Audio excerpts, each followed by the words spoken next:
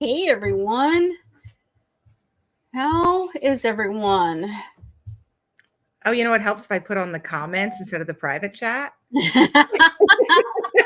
Green diving, Michelle Pauley, and Witchy Bitch. And Michelle, thank you so much. She's my very first member, y'all. I'm so tickled. Yay! So tickled.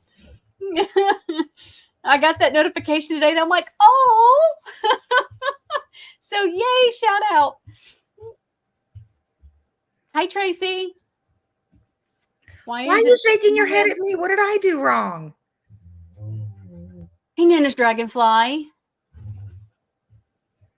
What did Tori do this time? I mean, What do you mean this time? Responsible for everything. I swear, I think I'm innocent this time. I think.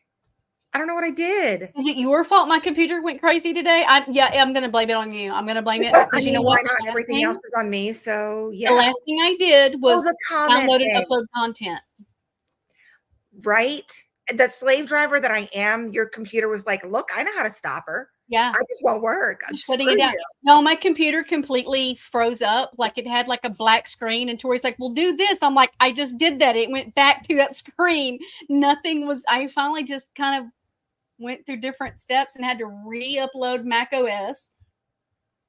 And it lost all of my work for tonight. So yes, I'm so happy. I'm so happy. Helen, look, I can't even talk. Hello, Ellen Dragon. How are you?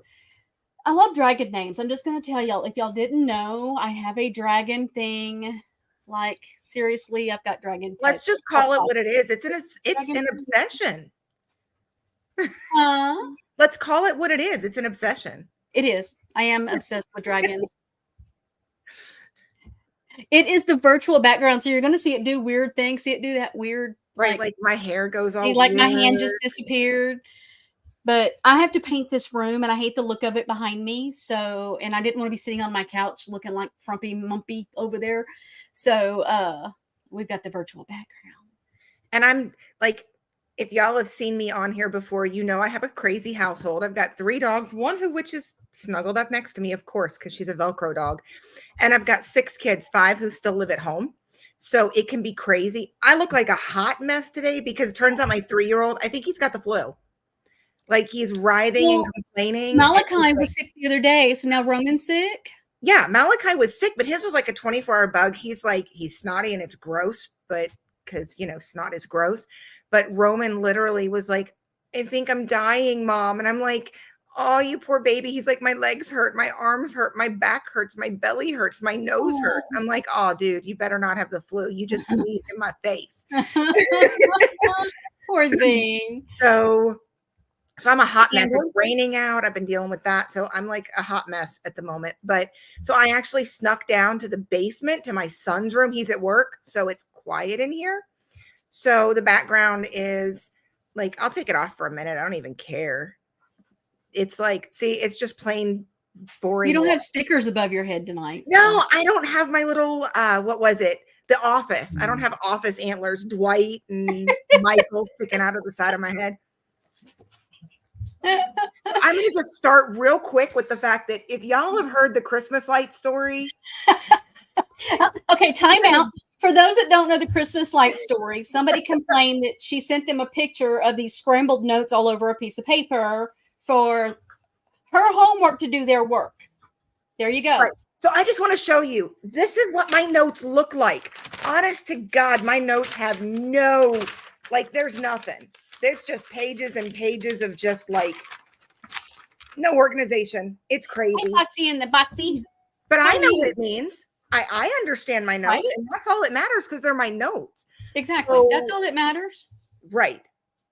So, okay, I don't like the plain, boring background. It's ugly to look at. I'm trying to, okay, let's do this. I am trying to do,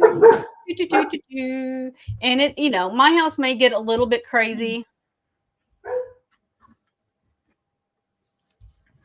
Oh, let's see. I don't want to read that right now. The kids have no idea where I've snuck off to. So I can hear them upstairs running around like, where's Mom? Don't tell anybody in my house that I am downstairs. I had to sneak off. It's crazy. So, okay, I'm trying to find. Bear with me 1 second, guys, because I want to put this in here because I don't want to do it constantly. Um, I mean, okay, the part she got right is I was outside hanging Christmas lights. The part she got wrong is that I was having problems with my phone. I actually sent the email that I thought was sent and it just didn't go through, but I didn't know that. I wasn't going to be up on panel on her little whatever it was or anything. So I just went out, hung my Christmas lights, didn't know there was a problem. Came back in when she called and I was like, I don't know what to tell you. I can send you my notes. For whatever reason, this is not sending. So I literally was like, she was like, I need something. And I was like, I got my notes. Good luck with them because they're crazy, but I got my notes. So, hey guys, I'm super excited. So I'm going to do it when we start, and then I'll probably do it again later, or the mods will. I finally got monetized. I've worked very slow at it. So I have one new member, and if anybody would like to join, please do. And I am going to work on finding out what the members themselves want to hear. That'll be just their content. So, because members get private things, they get private lives and private chats and things like that. So that's going to be what they get to say. They get to ask for. So, if you decide you would like to be a member, it would be greatly appreciated. And you can free support my channel by giving me a thumbs up over there, if you will. Thank you. Thank you. So, okay. So we said we were going to talk about cults and social media aspects, and now I have the belches. Things along that lines. Most of us, when we hear cults, we think about the Mansons, we think about the Branch Davidians, Jonestown, Scientology, those kinds of things. Cults have kind of taken on in different realms. I've even spoken about religion cults and how a lot of religious organizations can be cults. It's why I no longer practice organized religion. Even though I believe in God and all of those things, I do not practice organized religions because of that. I was in a religion one time, in the organized religion, we literally boycotted Disney, Kraft, Tide, Boys Haven, Target. There were more. And it became to be this thing where you couldn't watch anything on TV hardly. You couldn't do all this stuff. And it was, you don't do this, you do this, you don't do this. And it was very controlled and became very cult. And took a hard time. It took me, when I left, it was very hard because I left a lot of people I love dearly. I'm still very close with them, and they will tell you, well, we hope you come back to God. Well, my relationship with God ain't got nothing to do with the church. Sorry. Right. It has nothing to do with the building you're in. Right. And I still love the pastors. Like, I still share those pastors on here, and I watch their services because I do love them dearly. It's just the organized part of things that were too much for me, just too much. So what are you saying is that the leading expert didn't know what to say about her case? And a team member had to do the work for her. Yeah, you know, shit happens. And guys, I do cuss. I hope that don't offend nobody because, you know, it's too early. Marie 21 is too early for Christmas. Oh my God. There are some people that are already shopping for Christmas, and that floors me. Like I shop November 27th. Like after Thanksgiving, I start shopping. Yeah, I'm really impressed with that because I usually do my Christmas shopping on December 24th. Yes, you do it the day before. Yeah, you do. Christmas Eve. Yeah. Yep. She gave me anxiety, guys. I'm like, you haven't bought anything yet? You have 6 kids.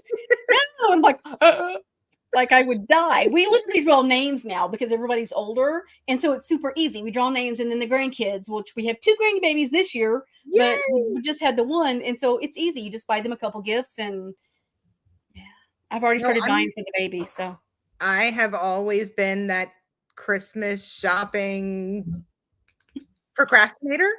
Always. Well, I'm horrible. Always up until like I can't keep battle.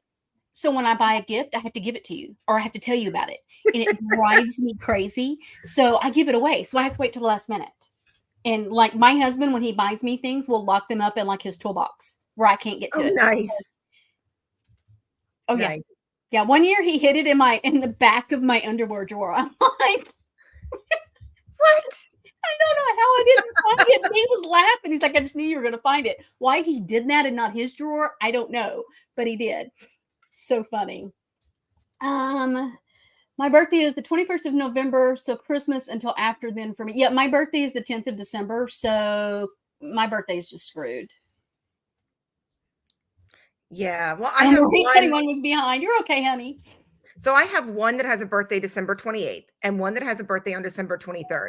So I do my Christmas shopping or my birthday shopping for them before Christmas. And then I do all my Christmas shopping after the birthdays are over, which literally leaves the 24th. So Locumized Life. Welcome. We were in a chat earlier today, and it was kind of an interesting conversation because I'm like, man, they're talking about tragedy pimps, and here I am going to talk about being monetized. Hi, Rebrand. I love Locumine, guys. I don't know. Tracy, do you know how to drop the links for channels? Locumized Life and there was another one in here a while ago. Locumized Life does a lot of missing children stories, guys, and a lot of mental health. Will you quit licking me?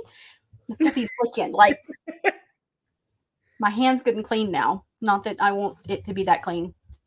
Okay, you do not have ports. Okay, Dawn will be here in a minute. I'll get her to drop links.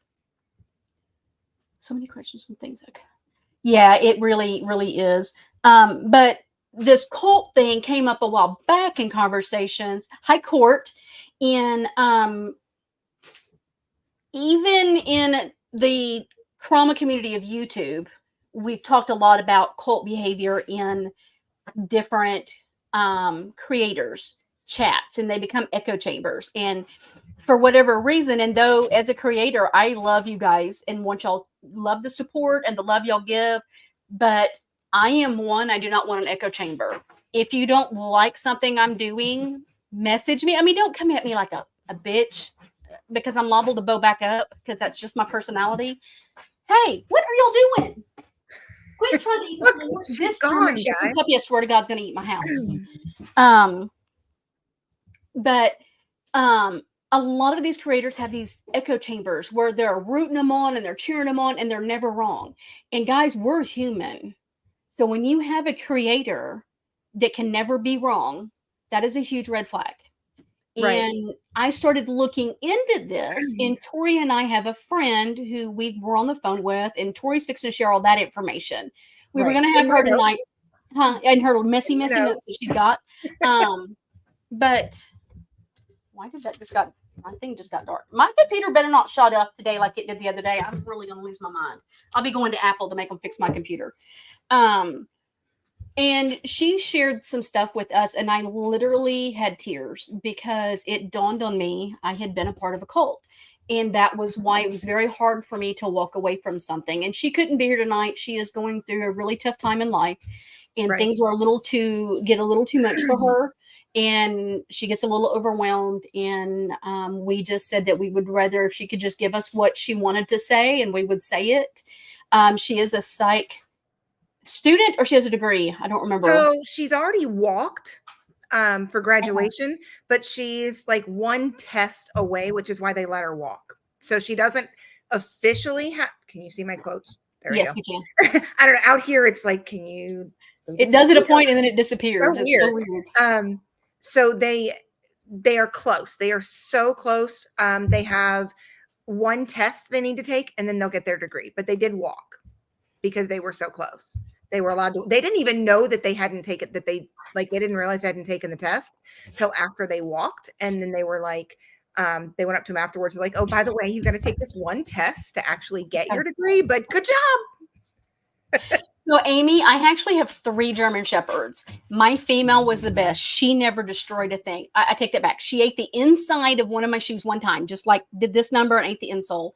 Shadow. Toby has never eaten anything. Well, she did eat I take that back. She ate the bottom piece of her kennel, and I bought one of those Kong kennel pads. She ate it.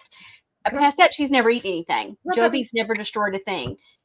This puppy ate the wall. I have a hole in this wall here. I have the corner behind me. There's a corner, and he ate a chunk about like this out of the wall. So now I have to do new drywall in this room. But this is a room I'm redoing anyway, so it's okay, I think, as long as you don't eat the rest of the house.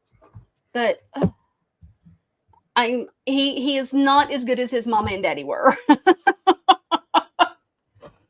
Yes, Scientology is a cult. Scientology very much is a cult.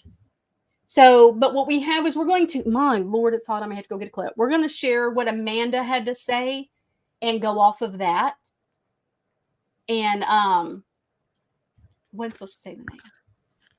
Yeah, you saw my look, didn't you? Yeah. Could be anybody. It's fine. And this person has a degree. So, and this is what we're going with. Hold on, I got some pages. You have how much? I have to flip through the pages. Oh, okay. So, oh, look, Dana at me says she's a crisis. He. I don't know. Dana could be both names. I'm sorry. Find it. BT Dub. I'm a crisis counselor. There you go. Yeah, who is training to do Awesome. That's awesome. Love that. Awesome. Love that. I found a Facebook page today that does a lot on psych cults with children and things like that. And I mentioned them because I would like to talk to them, because I think that we're in a day and age, especially with social media, it's become very prevalent. Where it used to be cults, you just pictured that, Jovi, don't start. You pictured that being, like Charles Manson, the kids with drugs and doing whatever, or joining Jonestown, or very high religious like the Branch Davidians. But that's not the case. And I'm going into I'm going to talk about parasocial relationships. I promise I can teach. Look, I give up. Today I can't talk, evidently. That's okay. Is it, Marie? Because I do hear that the education system's a lot different in other countries than here. And I found out the other day, we have this testing here. It's called STAR testing. I don't know if it's the same everywhere else, that the kids used to have to take to graduate or even to move on to the next grade. And now they're letting them opt out because you don't have to have it to pass high school. I don't understand that. I mean, I hate the teaching to the test, but then I don't understand why we have the test, but they can opt out for it. I don't know. Sorry, that's a whole nother tangent.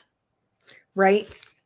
Yeah. I homeschool because I want my kids to learn, not to learn to test. So right. That's right. One of the many reasons that I homeschool.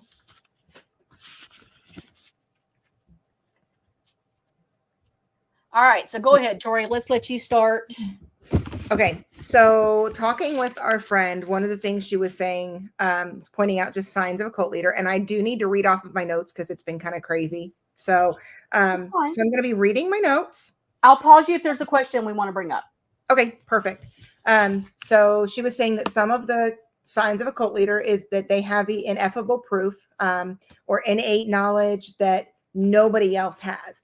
Okay, hold on real quick. This is so Marie's friend's 13-year-old took their own life in December over social media being bullied.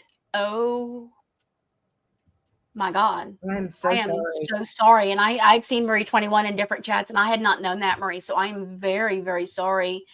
Hug your friend for us. Yes. When we watch adults bully online, I'm not surprised that children do it. Mm-hmm. Well, the adults are teaching the children that that's how you behave.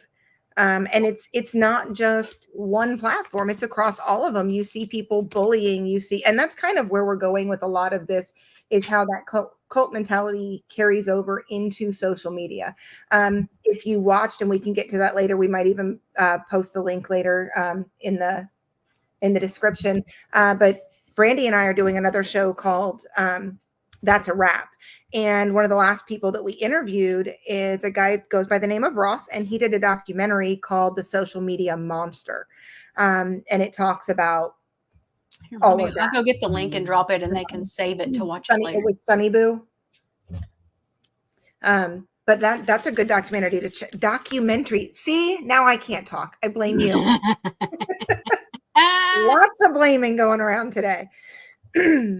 So I'm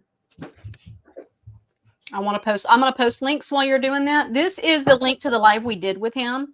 It was amazing because we didn't know what we were going to talk about with him. And then he went to talking about that, and we were talking about this, and it was like, oh my God, this all ties in. Right. Perfect timing. It was really good. So again, the sign is just having that ineffable knowledge, that ineffable proof, a glimmer of hope to it. It's them having that knowledge that nobody else has is like a glimmer of hope for outsiders to kind of bring them in. It gives them something that, oh, if you have this knowledge, nobody else has it. You're the only person I can get it from. So if I come to you, you'll share that knowledge with me and then I can have it also. So yeah, I have been ready. My Monday was like, this week has been a Monday. Every single day this week has been a Monday, I think. It has been, yesterday was a bad day. I'm not going to lie, guys. It was a rough day. That is Locomind's channel. I want to share. I should have wrote Locomind's channel in that. Let's try that again. So another thing, and something I really didn't understand and I need to do more research on, but I kind of ran out of time. I'm sorry. I really need to do my homework.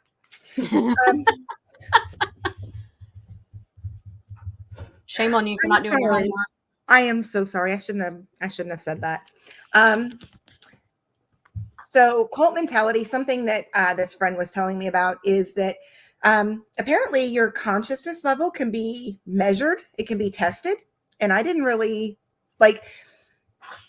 I don't understand this completely. So I absolutely am going to research it. So I can come back and talk more on that also. But they said a cult mentality is usually under 200 points of consciousness, that those that are in the cult tend to process things, to work under 200 points of consciousness, but that your levels of consciousness can actually go up to, I think she said 1,000. Oh, wow.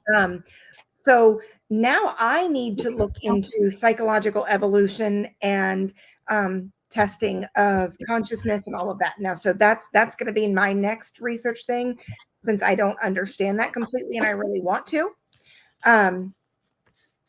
But excuse me, I know I have a bottle of water. I swear I brought it. There it is. Excuse me. I'm sorry.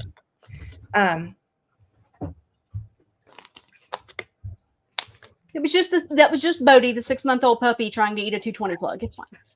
Oh, it's fine. It's fine. It's fine. Everything's fine. Everything is fine. So with that lower level of consciousness, it also leads to lower levels of reality. So Ellen Dragon wants to see that. So we're going to work on that. Oh, did I just? Okay, absolutely. I will look into that and we will schedule another live and talk about it, because I want to know more about it too. And I don't mind sharing the things that I know so that I'm not the only one with the knowledge. Hey, Sister Nines. But apparently when you have those lower levels, when you function on those lower levels of reality, you're more easily swayed into the different beliefs, which is why in a cult you tend to function at a lower level of consciousness. Because if you were working at a higher level, you wouldn't be dragged in as easy.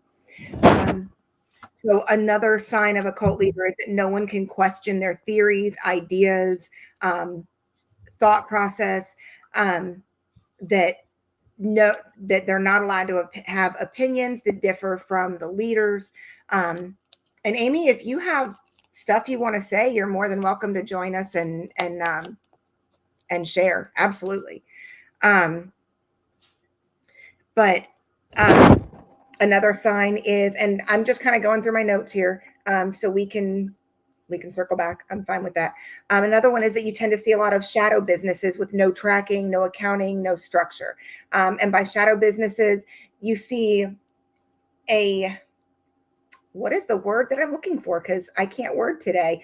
A revolving list of new businesses, a bunch of failed businesses that, or maybe not failed, but have not come to completion, that they move from one business to another.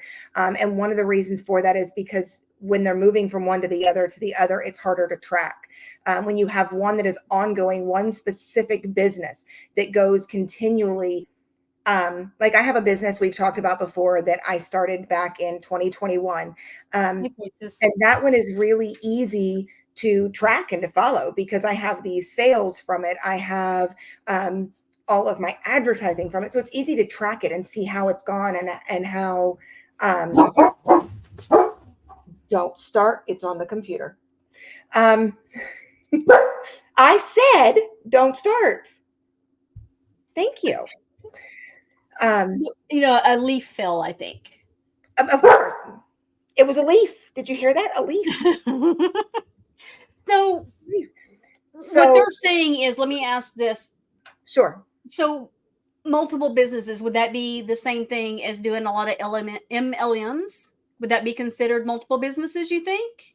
If you have, I mean, and it could be, not necessarily. Now, I have been in some MLMs. I am absolutely not um, saying there's anything wrong with them. Some people agree with them, some people don't.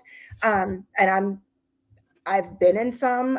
Some are better than others. Some are just ridiculous, but not I usually necessarily sign up because I want a discount. I'm going to be honest.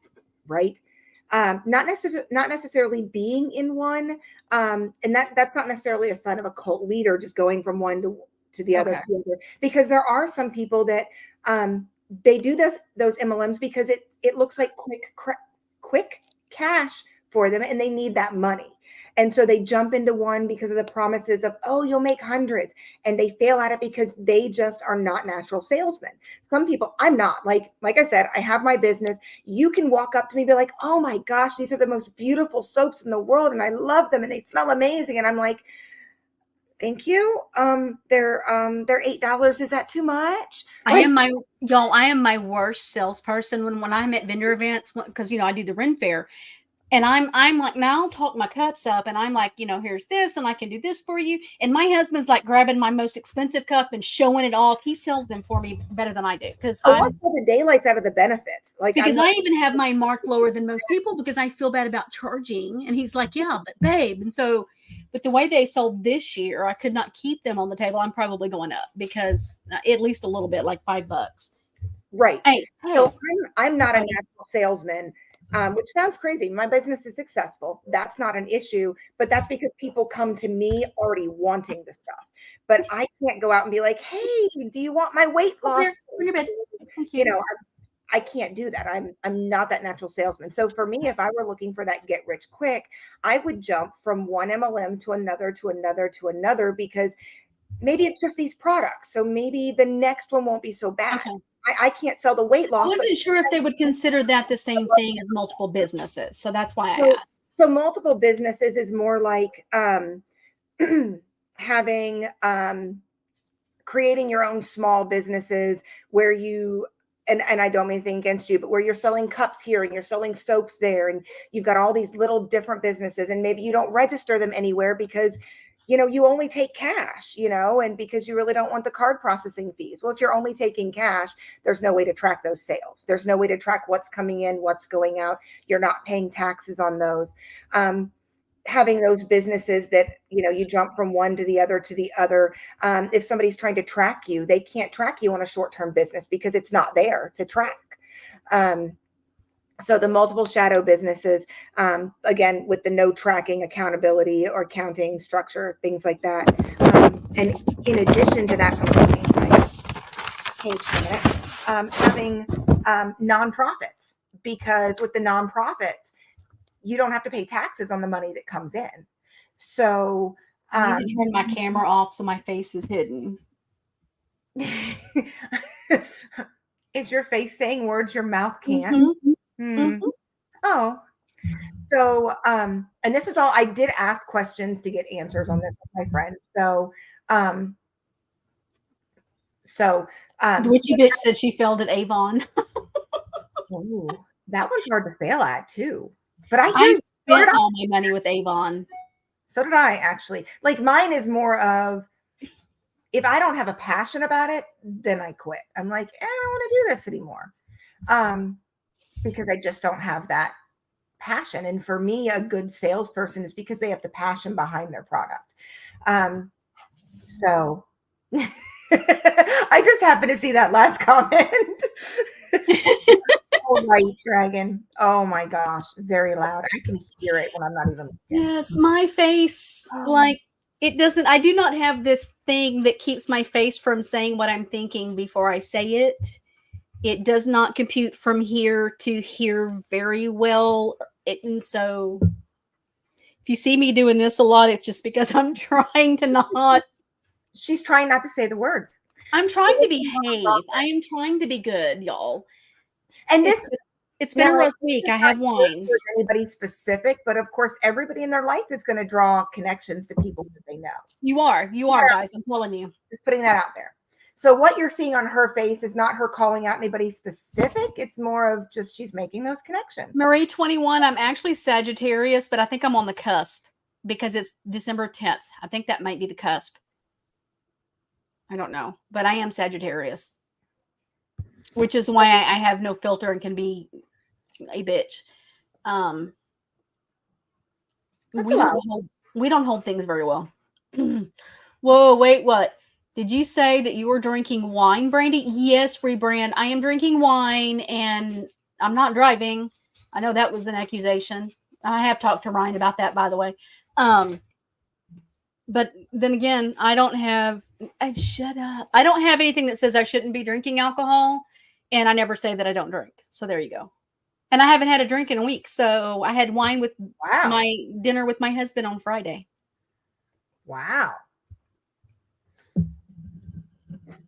So with the nonprofits, part of the reason that you see so many cults have nonprofits is because they don't have to pay taxes.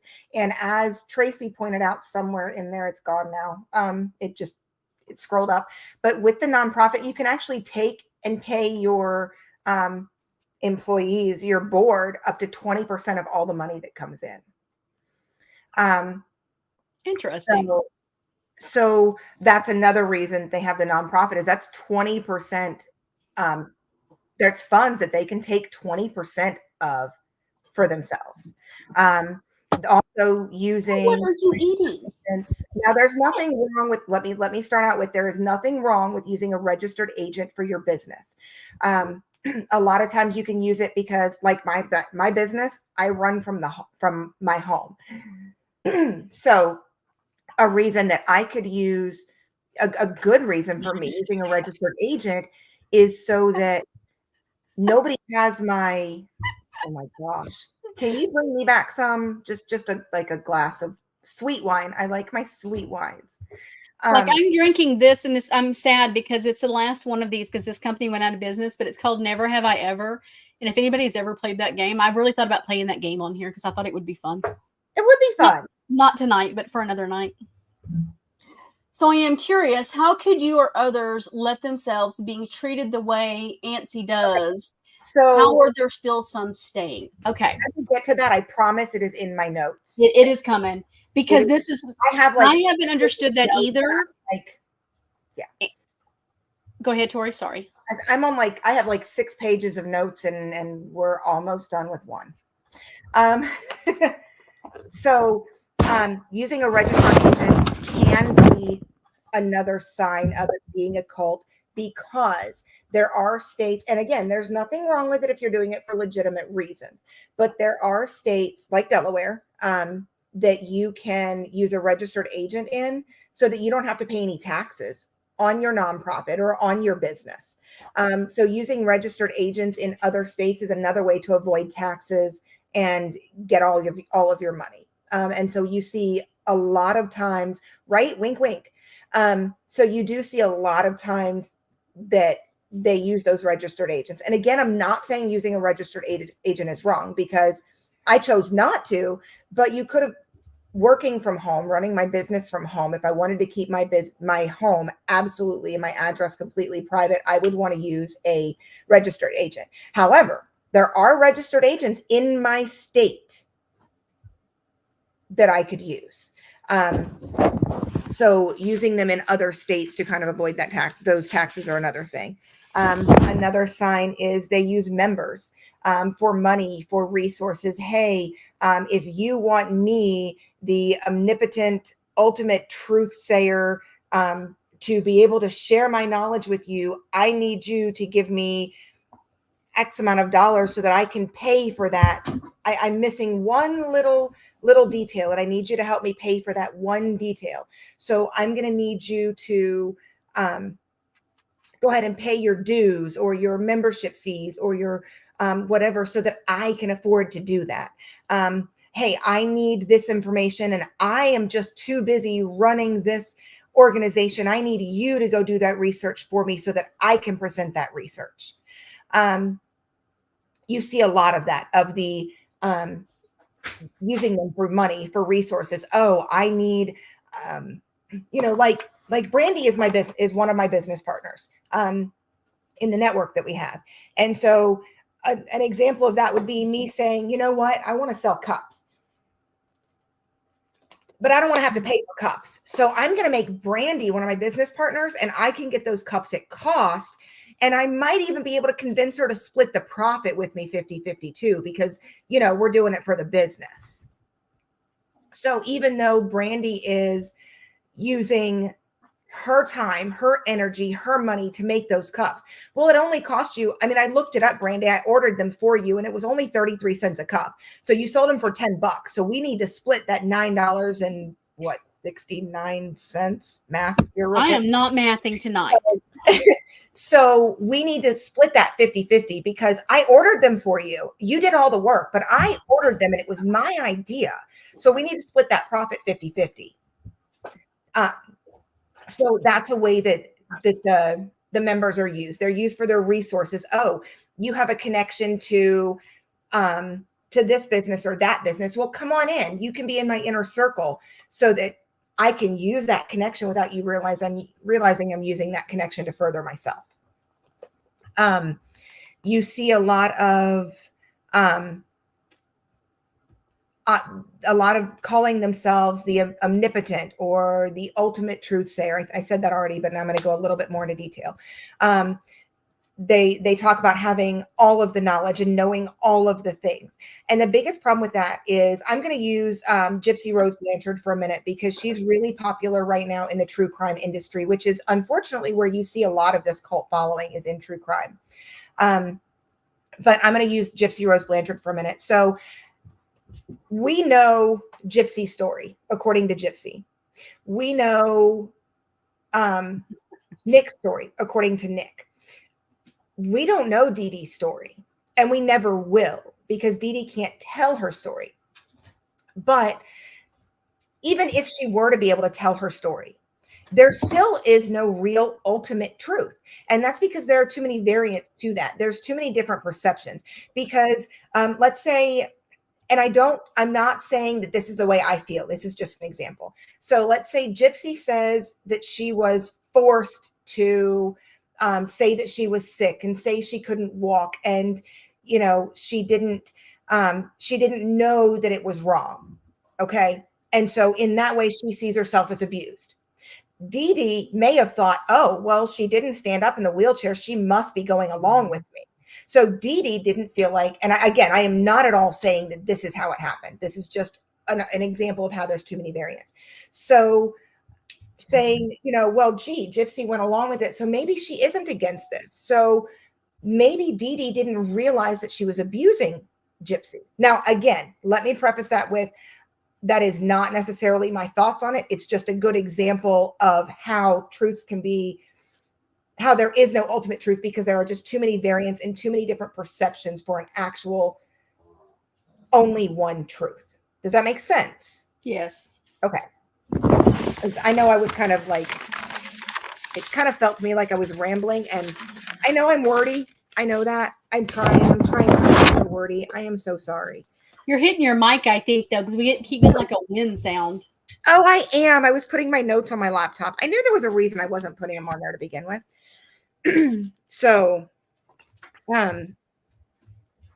back to the shadow businesses. So that's where you see with the shadow businesses and with, but they'll use their knowledge to kind of drag people in with that. Another thing that you see is they usually have a lot of flying monkeys. They have people that they get to, once they're on their side, they get them, oh my gosh, this person, has a problem with me, or this person doesn't believe this. I need you to go and talk to them. I need you to go, and because they won't listen to me because I've already tried to tell them. So now I need you to go and stop them. I need you to go and, again, true crime world. Right now, we're seeing a lot of people attacking other people. You and I are being attacked right now. We are being attacked for things that happened in 2020, 2019 to early 2020. Now we're attacking back but in the fact that we're pointing out where things are lies. But the fact is we're still attacking back. But we have people coming at us that we've never met, we've never seen, we've never spoken to. We have people accusing us of being in cahoots with people we've had like 3 words in a chat with. You know, and You're snoring on the because of microphone. we're being hit, and not just us, but everybody, they're being hit from a bunch of people that don't know them, don't know their story. And that's the flying monkeys that are coming at the different people, because you have those leaders of the cult that they have to maintain that they're innocent. They have to keep their hands clean. And so they get their followers who are so devoted to them to go out and go after it. Example. Here's a perfect example. I had one today, might have been last night, messaged me on TikTok, and I had commented on a video, and I was actually in support of Nick on what the video was about. I was like, oh, absolutely. I'm glad you shared this. This was, this explains something that people are saying he didn't say, that he did say, wasn't attacking Nick, but I was in support in a roundabout kind of way. And they commented, what did they say? Blanchard bully. And I went, I'm actually friends with the Blanchards. That's what I'm saying. You're bullying everybody. I'm like, who am I bullying? I'm literally supporting what they're showing here to be truth, taking the words from interrogation. What? Right. So then they private messaged me and did a bunch of laughing faces. And I'm like, just don't go away. Go away. So then they went to another account and messaged me again, because I blocked them, with a video going at me. And I'm like, really? I don't know who you are. You don't know me. Right. Whatever. That's where you see the flying monkeys. Yeah. Is you see the people who are in support of their the person that they're following, their leader, for lack of a better word, and to help keep their leader, to help keep them clean and out of the drama, so to speak. Right. They have other people do their dirty work. Now, I was one of those people that did the dirty work. I was one of those people that did the dirty work for what I now feel was a cult. Sorry, I'm going to say it. At some point, though, you were doing that on your own without even being asked to. Yes. Because I felt like it was what was wanted. And I'm getting to that part too. That's also in my notes on why you did that. So they have the flying monkeys. There's always a lot of defamation of those who have left. They're exiled. You can't be friends with that person anymore. You can't talk to that person. That happened with me and you and with our friend Stella. Y'all were not allowed to talk to me. You weren't allowed to be my friend. I had to keep it on the D-low for you and me. I couldn't tell anybody that you and I were friends, and we've been friends for years. Yeah, we've been friends since before my youngest was born. Yeah, and I couldn't tell anybody. You were pregnant with Roman. Yeah, and I couldn't tell anybody because I knew I would be attacked for choosing to be your friend. So, I mean, I literally commented on Stella when we were getting ready to move to Indiana. Stella was going to be going to Chicago. And I said, oh, do you go often? She said, yeah, I go ever so often. I was like, oh, we'll have to plan a wine trip and go to Chicago and do some of the wineries and shows. She's like, oh, that would be amazing. And she was literally attacked by the person and her family members because I commented about her and I getting together to have wine and go see one of the shows in Chicago. That's cult. That is cult behavior. Very much. It becomes a us versus them situation. They chose to go against us, so you need to cut them out completely. They are no longer with us. They are against us. There is no gray area. It's simply black and white. You're either for us or you're against us. You can't be in the middle. And that is also a good sign of being involved in a cult, in that cult mentality. So you guys don't know Marie 21. Those of us that are part of the Karama community will know there is a different individual on. And the thing is I've had good conversations with this person. She's never attacked me that I know of, that I've ever heard of, but I have seen her be this way to anybody that talks to Marie. And it's the same kind of behavior to where they isolate anybody that wants to be friendly with somebody else. And sadly, I don't know why people get in this thing. And it's on my information I have on parasocial relationships. it brings that up, how they just kind of, you get isolated and you can't be friends with anybody. You can't support it. You can't like somebody. You have to take their issues. And he is probably snoring because he's a chihuahua and sounds like he's snoring in the microphone. Sorry. He doesn't want me to put him down. So he's like trying to eat everybody. But, and I've watched it happen with her for the last couple of years. And I don't know the whole story between Marie and the other person. I just know that it's ugly if you try to be friendly with Marie. And that's sad that she can't go anywhere without people being attacked, because then she feels guilty. As Voices for the Voiceless has the same thing happen, that, you know, she has said some things that come across and can be crass, and she knows that. She's working on herself. And she literally was asked a question about something she had said one time, and somebody else today, it was what we were talking about when over on Brittany's today. And Brittany gets attacked because she was on the panel, because Voices was asked about the situation. She answered the question. She's not hiding and trying to deny she said what she said. And then people make it out that Brittany supports that. And Brittany didn't support it. I don't think that Voices even supports it. Honestly, I think she realizes she shouldn't have said it. It's out there, you know. I mean, the thing is, we run our mouths. We all do it. The thing is with the internet is it's there forever and people let you forget it. But Right. people attack you because you're friends with them. And because you're supposed to take the fight. I'm sorry, I quit taking everybody's fight. 2022 was eye-opening for me. Fuck it. I ain't taking other people's fights anymore. I just won't. People don't take mine, I ain't taking theirs. Sorry. Right. So another thing that my friend was pointing out is that with cults, you get a lot of love bombing. You get a lot of... Finally, we're talking about cult behavior. Sorry. Oh, you're fine. You get a lot of love bombing. You get a lot of, oh, you're my best friend. Oh, I couldn't live without you. Oh, you are, you know, this business could not run without you. This community would be nothing without you. Time. You get it. And it's not just now.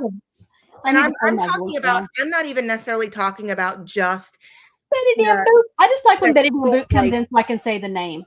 That's Betty Damn Boop.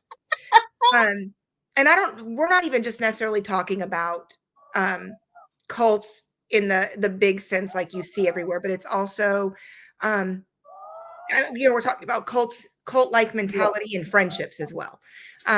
Those names, those pet names that people use, right? Can be, now I'm like super conscious. Dawn, witchy bitch, literally called me one earlier today, and then she was like, "Fuck me! Why did I just say that? I never say that word. Fuck." I mean, she was like, I'm laughing because I didn't even catch it. But you start becoming aware that people use these pet names as a way of drawing people in. Because you feel a connection when you have that pet name. Mm-hmm. Aw, tell your daughter thank you, Court. So, and someone else said something, I missed it, it's scrolled up now, but about these being in, my hair's a mess, guys. I am so sorry. It's crazy. It's rainy and I have curly hair unless I pull it tight back, and then it's, you know, still crazy. You want to be pitiful. So if he flips over and like throws his legs up, guys, he's showing y'all he's being pitiful because it's how he gets attention. Someone else said something about it being in the same in abusive relationships, and they're not wrong. I mean, you see a lot of this, but that's because a cult leader, cult mentality is an abusive relationship. So that's why you see it in those domestic relationships as well. You know, but you see, like I said, you see a lot of that love bombing. It's where they are telling you that they just really need you. You're the only one that can calm them down. Here's where I'm going to say, I love that they think that, but I'm a very strongly opinionated person, and I have now found myself in two: a religious cult and a social media cult. So as much as I love to believe that is true, because Julie, those strong opinions actually can be used to drag her in. Mm-hmm. Because she is willing, that would make her one of the flying monkeys, because she has strong opinions and she's willing to stand up for herself. Like Brandy has her strong opinion. She's willing to stand up for herself. And that's why she was used as a flying monkey, because she could go out and stand up, and the person behind her who didn't even send her out, it got to a point where she wasn't even sent out. It was, she felt the need to do that to protect her family, to protect her group, Julie B, her when I say friends. religious cult, for me, it's organized religion. It became, when you look at what the organized religion was doing, it was cult like. And when I left it, it was very hard. It was a lot of deprogramming for me. I mean, we didn't watch secular TV. We didn't listen to secular music. We didn't read secular books. We did not, we boycotted, I mean, we boycotted Target and Kraft and Tide. And if you didn't, then you were wrong. And I wasn't allowed to buy clothes that I didn't do the holy dance in the dressing room to make sure it didn't show anything, and, not showing your chest and making sure it was. And so when I realized what was going on and it was affecting my mental health, and I started standing for myself and walked away, is when I realized it had become very cult-like. And I don't know if that was everybody's experience, but for me, organized religion became that. And I still love those pastors. Now, I love to listen to them preach. Love to listen to him preach. Still to this day, listen to him preach. They are amazing. But I can't. I don't like to say not support, because I do support people wanting to go to church, and I do think that it is important for people. For me, it was a cult, and I could never do it again. Could never do it. And this pastor didn't do it, but the other pastor before him did, with my mental health. And I was very depressed and fighting that. And he literally told me I needed to get over it, that it wasn't fair to my husband. Yeah, no. And that was when years later, we kind of looked at that and went, because when the new pastors came, I sit with them. When we finally found out what was going on with me, I sat down with them, and I sat on the edge of my seat, and I said, let me tell you what, if you're going to tell me to just get over it, you in this church can go to hell and kiss my ass. And he went, okay, Brandy, I'm not going to tell you to just get over it. But I need you to tell me what it is. and they were very supportive of medication and doctors and all of that, and helped me get through a lot of things. And so for them, they were amazing on that part. But it did start feeling we weren't allowed to do anything. And it was, it was just rough. But yeah, I literally had a pastor tell me my depression wasn't fair to my husband. I needed to get over it. So yes. Through all of this and all the research and stuff we've been doing for this live, I found out that there's actually a Cult Education Institute. Yeah. Good to know. You had to be a cult or to get out of a cult? No. There is a Cult Education Institute. So, like, there is a organization that literally, and it's called the Cult Education Institute, that just teaches you what a cult is, what to look for, how you can help somebody get out of it, all of that kind of stuff. So one of the things I'm going to read you, they had a list of, I don't know, like 8, 9, 10, something. I don't know. I didn't count. Things that are signs. And some of them overlap. We're going to have to, when this needs to go in one of our notes. What is it? Dawn, text me this so I remember it. Look up the bite model. I'm going to actually write it on my notes. Okay. I'm going to flip to the page. More of these, because I think there's too much information. And that one that I told you I just found said they would love to come and collab with me on some stuff. So I think it's important. I think we just need that information needs to be out there. We'll look that up, and we'll add that when we're talking about the psychological consciousness and evolution and all of that. So some of these are overlap. Some of them are a little bit new. So Julie, I kind of had the same thought, because I liked him. I really liked that prosecutor, and he wasn't hard on the eyes. Not gonna lie.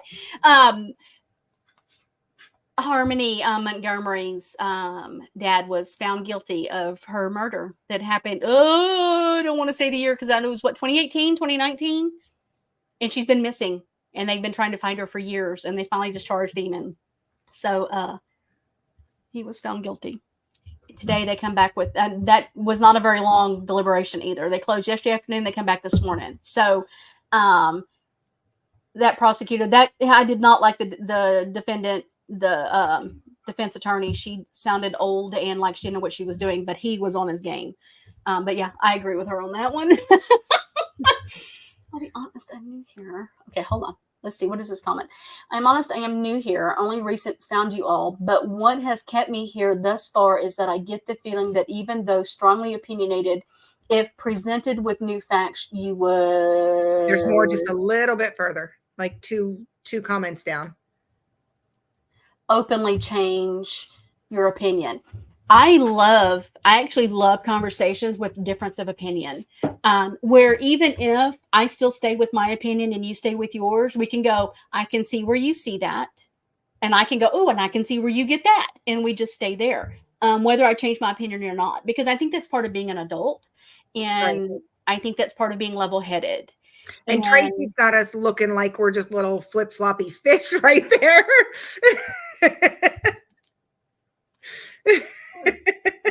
Tracy, we're not talking business decisions. I'm going to mute you. I had somebody tell me today, as a matter of fact, we're doing some work on a case. She came to me about a case. I'm like, ooh, let's do it.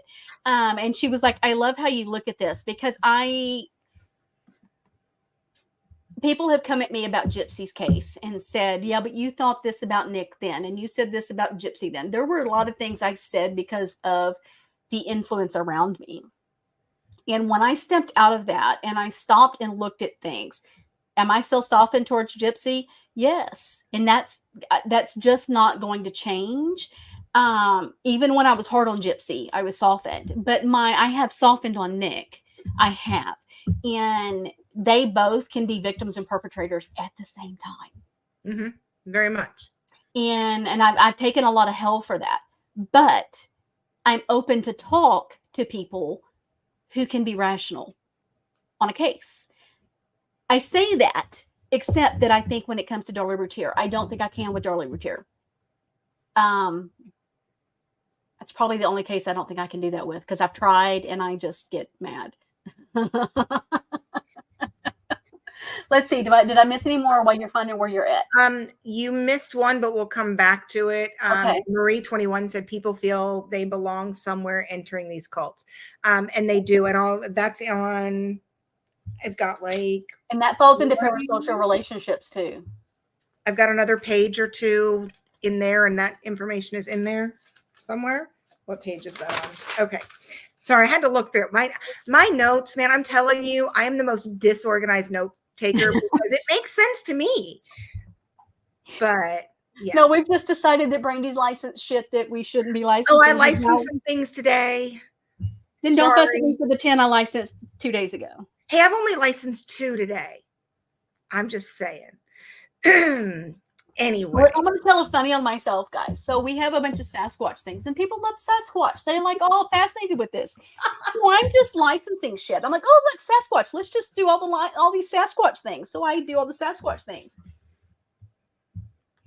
The movie Sasquatch has pink panties on his head. I didn't look at it. She just was licensing. She's like, Sasquatch, license. I didn't read nothing on Sasquatch, but and I'm sitting there trying to upload. So I'm sitting there, I'm trying to upload, and I about died. And I went in our chat and I was like, okay, who licensed Sasquatch's Wild Night Out? And she was like, I think me. Maybe. And Tracy was like, I don't know. We looked it up at the bar and thought it was funny. So Tracy claimed it, and I still swear I did it, but I'm letting her take the blame. Like the tags for this movie are like sexy teenagers, and you've got. We did not put those in there. You've got skimpily clad like 18, 19, 20-year-olds, and Sasquatch with pink panties on his head.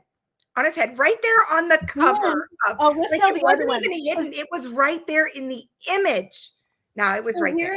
Here's my little other thing that I did, because what we have learned is Brandy has to learn, for one thing, to pay attention that it's in English when I license it. Because we have a foreign film category because I license things that were not in English. Didn't know that was an issue, but okay. so then I licensed things because they were witch movies. I'm like, oh, we have a whole witch Two of category. them. It was 2 of them, Brandy, not 1. I thought there were 3. Was it just 2? So far, it was just 2. Okay, Have there I might not- be more coming then because I think there were more. Oh my gosh. So this one, because I thought it was a spoof off The Witches of Eastwick. Those of us from the 80s will remember that movie. I thought it Oh, was don't a forget spoof. Taylor Swift.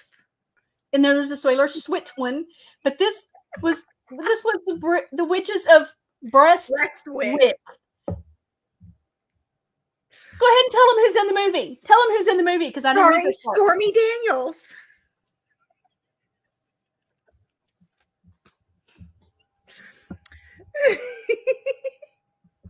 I did it. I did. Yep.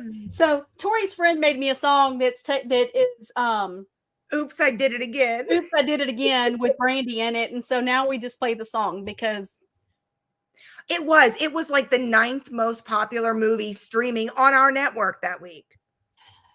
yeah. We love debate in this house. Oh wait, hold on. That was a good one. We love debate in this house. I would be so rich if I got paid for using, well, let's agree to disagree. Who wants wine? Perfect. I don't debate with my son because if he decides he's going to debate with me, then he's got the winning argument and then I get pissed off. I'm not going to lie.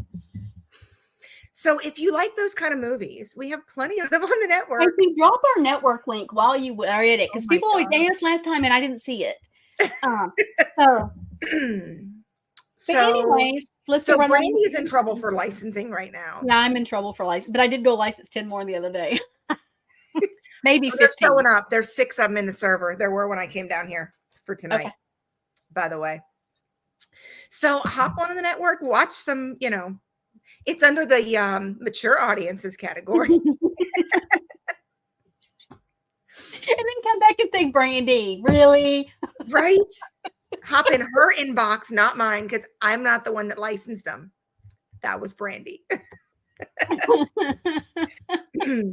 Anyway, back to our regularly scheduled programming. Sorry, side journey, guys. Side journey. So according to the Cult Education Institute, some big red flag signs to watch for is an absolute authoritarianism without accountability. Which is, that leader, don't question me. I know it all. And I'm here to lead you to that knowledge myself. Another is a zero tolerance for criticism or questions. You can ask me all the questions you want, but it's not my job to answer. I don't have to answer you. No, we're not going to ask questions. If you're going to ask me questions in the social media platform, if you're going to ask me these questions, you're going to get muted. You're going to get blocked. If you're going to question me and argue with me and disagree with me, you're going to get muted. You're going to get blocked. That's that zero tolerance for the criticism or questions. No, it wasn't Cussing at people. Right. Do your homework kind of thing. A lack of meaningful financial disclosure regarding budget. No, you don't need to know what, I need donations for this or that, but no, it's none of your business what that money's going for. Just donate money. Go ahead and sign up for, in social media, I guess the new thing is, I guess it's not new, but I don't have one, so it's new to me, is Patreon.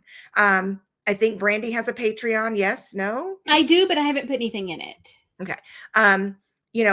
So Patreon, go and buy my Patreon. Go, I don't know, not buy it. What is it? Sign up for it. It's like Sign up. And in the Patreon, there's different levels. So they basically want you to pay for things. Right. And that's why I haven't done it because I don't like asking for money. And it's go and sign up. I'm not going to tell you what's in the Patreon. You just have to sign up for it and then you'll find out. Members only, a subscription kind of thing. Yes, thank you. Another thing is unreasonable fears about the outside world, often involving evil conspiracies and persecution. So, that person, the world is against me because that person is gathering up followers to come against me. They're trying to stop us from doing God's work. They're trying to stop us from, telling the world the truths. Those kind of thought processes. That always wrong for leaving. There's never a legitimate reason for anyone else to leave. Again, that goes back to the exiling, to the the defaming the former followers. There's no matter what they said happened, it's wrong. It didn't happen that way. It wasn't that way. None of that is true. And it's followed up with like, okay, I'm going to use this word because I would use this word anyway, and it is in no way, shape, or form to anybody in specific. Okay. This is for educational entertainment purposes only, allegedly. That they have receipts to back it up, but those receipts only show a portion. Those receipts of why the people were wrong, they're not the whole receipt. They're that little piece in the middle or at the top or at the bottom showing where they're in the right. Honey, you got to stop, pups. Go upstairs to your sister's, puppy. Thank you. No, keep going.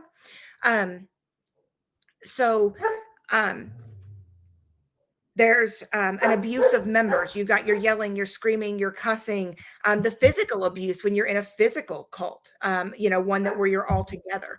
There's the physical abuse, sexual, mental, verbal, physical. Did I say that one already? I feel like I did.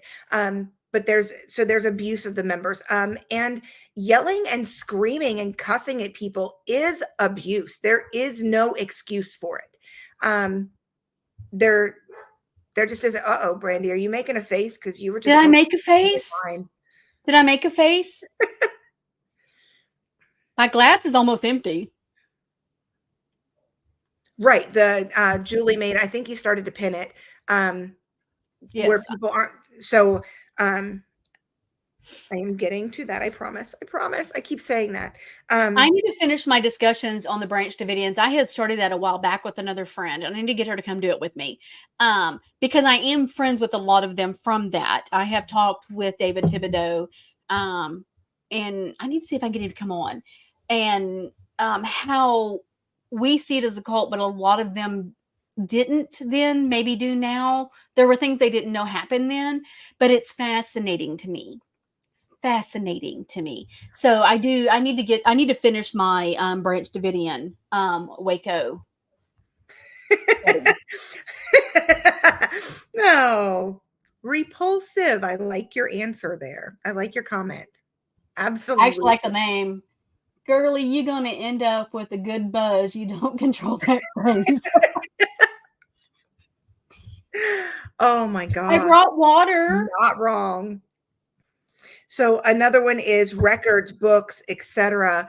About that there are records. There's written records, documentation, books, articles about that abuse. Documenting it, showing, and that comes from people that have left and people that are watching from the outside that are noticing this abuse and calling it out. And so there's a written record, a documented record somewhere of this history of abuse. There's also another sign is that the leader is always right all the time. They never admit to any wrong, whether it's a wrongdoing or something they've said wrong or knowledge. Usually always everybody else's fault. Right. It's always somebody else's fault, that they weren't actually wrong, that it was just a misconception or a miscommunication, or their words were taken out of context, that they didn't actually do anything wrong, that they didn't lie. It was just misunderstood. They didn't say the wrong thing. You just didn't understand what they were saying. They didn't do the wrong thing. You just read bad intentions in it. Right. A misunderstanding. And the last thing they had in is that the leader is the exclusive means of a specific truth or knowledge, that they have knowledge, again, that you can't get from anywhere else, and that you have to come to them. You have to get it from them. There is nowhere else that they can get this information. Yep. This here too. You didn't hear that right. Right. You didn't hear that right. That's not actually what I said. I mean, it's what I said, but that's not what I said. And when those people that are speaking truth, that have left the situation, and they start speaking their truth, it's not right and they're wrong. And they really try to deflect and keep people from listening, because if people listen to those that have left the situation, then things start making sense to them, and then they tend to leave. Okay. So I promise I'm almost done. I promise. Then we'll let Brandy talk. So I'm going to give you the actual definition of I just snorted in the microphone. I'm sorry.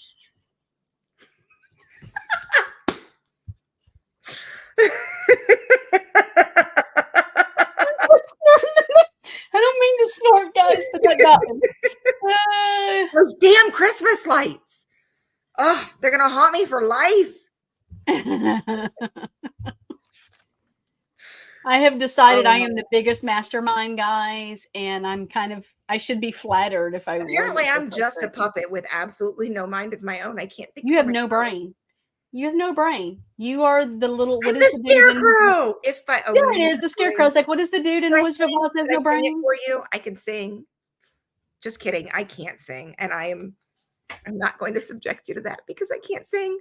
My youngest, I love him, but if he were my first, he would be my only because that kid is savage, y'all. Okay, that kid is freaking savage. He looked at me the other day. I'm sitting there watching, I don't know, I think it was Chicago Med or something with my 19-year-old. And he's in the living room. He's playing on the coffee table. I think he's playing with kinetic sand. And all of a sudden he looks up, looks me dead in the face. Okay. And he goes, "You look like your grandmother." Yeah, my grandmothers are dead. And he knows this. Like, he knows this. And I was like, "You look like your grandfather." He goes, "I don't have grandfather." Like, that kid is savage. Savage. It's bad. It's bad. He's savage. I'm telling you. She said to me here a while back, guys, she's like, "This is why he's not in public school. He would be a bully." He would be a bully 100%. So, and I know I can't sing because my other kids were like, "Oh, Mom, you're singing again. Awesome. Hey, I think I need to go clean my room." No, not this kid. He goes, "Can you stop?" Okay. I will stick with my car karaoke. Thank you. I'll stick with my car karaoke where you can turn that volume up and not quite hear me. So, okay, I'm going to start with a couple of definitions of what is propaganda. Okay. According to Oxford, and I am reading this, but I'm going to quote it, so I'm not plagiarizing. "Thanks, Tracy. You've heard me sing. That's hurtful." She says, "At least you realize you can't sing." She's been in the car with me when I have been singing and driving. And let's not talk about my driving. Okay. Okay. I don't think I sang while you were in the car. I am out of this. In other words, we're not talking about my driving because she will make faces. Her husband makes faces. My husband still gives her a hard time about her driving, guys. And it's been since June. Yeah. Every time we're on the phone, he's like, "Is she driving again?" I'm like, shut up. He's like, "Babe, when we go, we're driving." Okay. We're taking our own car. We're taking our own car. So I'm going to read to you 3 different definitions of what propaganda is. So Oxford Languages says it is information, especially of a biased or misleading nature, used to promote or publicize a particular political cause or point of view. Merriam-Webster definition says the spreading of ideas, information, or rumor for the purpose of helping or injuring an institution, a cause, or a person. And the Britannica definition says dissemination of information such as facts, arguments, half-truths, or lies to influence public opinion, often conveyed through mass media. Y'all, my notes literally say to go look that one up yourself and keep reading, but I think I'm going to pull it up and actually keep reading it for you. So, Brandy, tell me if I go away. Am I still here? You're still here. Okay. I don't know. I'm not on the computer enough to, let's see. I mean, it's frozen for the whole thing. Never mind. It's not. But can you hear me? No, I'm just on a different screen. You're still there. Yeah, I can hear you. Okay. So I'm going to scroll. It's like the third one down, Britannica. I'm going to read this for you, okay? Because it's kind of important. Propaganda is the more or less systemic effort to manipulate others' beliefs, attitudes, or actions by means of symbols such as words, gestures, banners, monuments, music, clothing, insignia, hairstyles, designs on coins and postage stamps, and so forth. It is a deliberateness and a relatively heavy emphasis on manipulation. Distinguished propaganda. Let me start that over. I think I added a word. Deliberateness and a relatively heavy emphasis on manipulation distinguish propaganda from casual conversation or the free and easy exchange of ideas. So the difference between, oh, no, we're just having a conversation, and propaganda is that you are deliberately making an effort to what you say. Crisscross will make you jump. Okay, there is actually a recording of me karaokeing that out in public. Thank you, Tracy. You have videos of it. Wonderful. Can we just boot her from this? Can we ban her, block her, be done? She's our business partner. We're not allowed. Ah, daggone it. Telling you.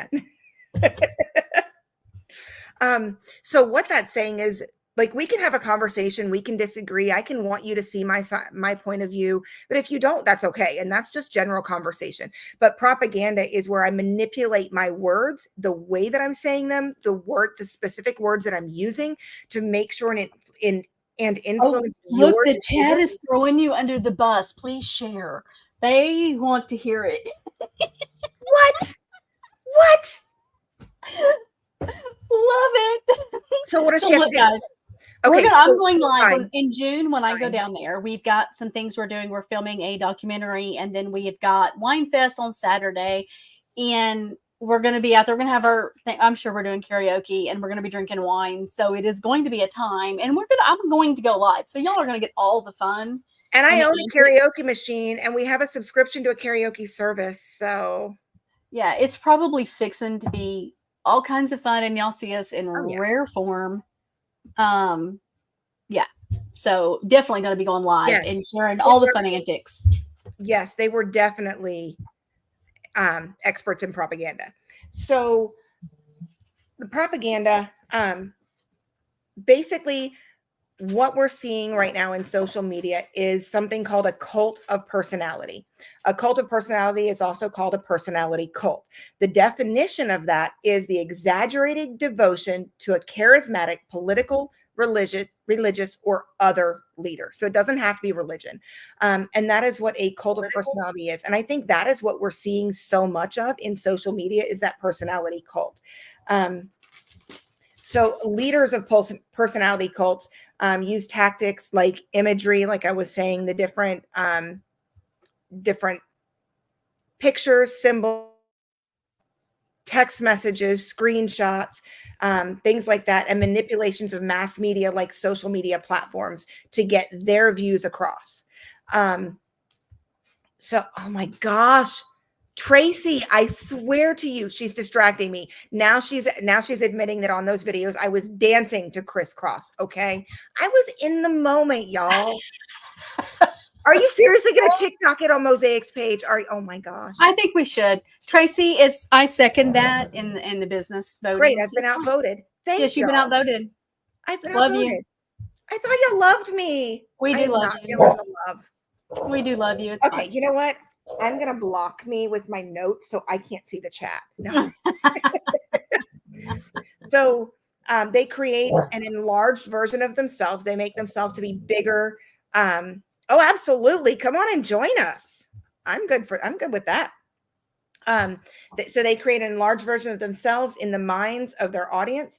They make themselves appear bigger, smarter, more knowledgeable about a specific subject. And they do it deliberately. They use those, especially in social media. They're using video clips that they can edit.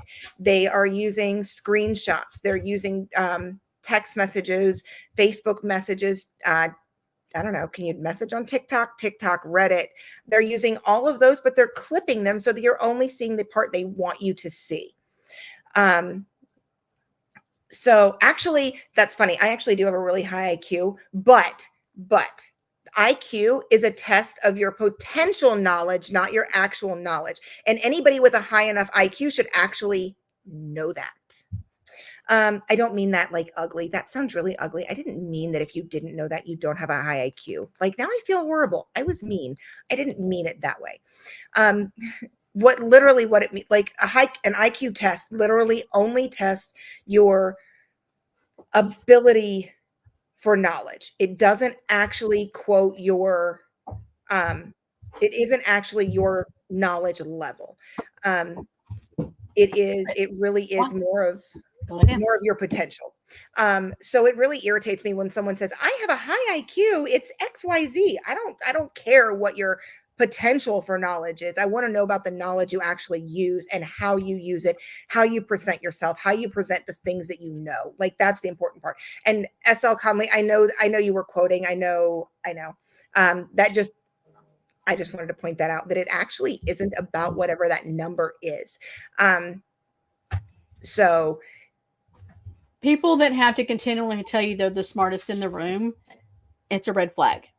Whether it's on knowledge, it's on IQ, it's on information, it's on whatever. And I would much rather not be the smartest person in a room, because I would rather learn from people around me. I don't want to be the smartest and have everybody looking up to me, hoping that I have the answers.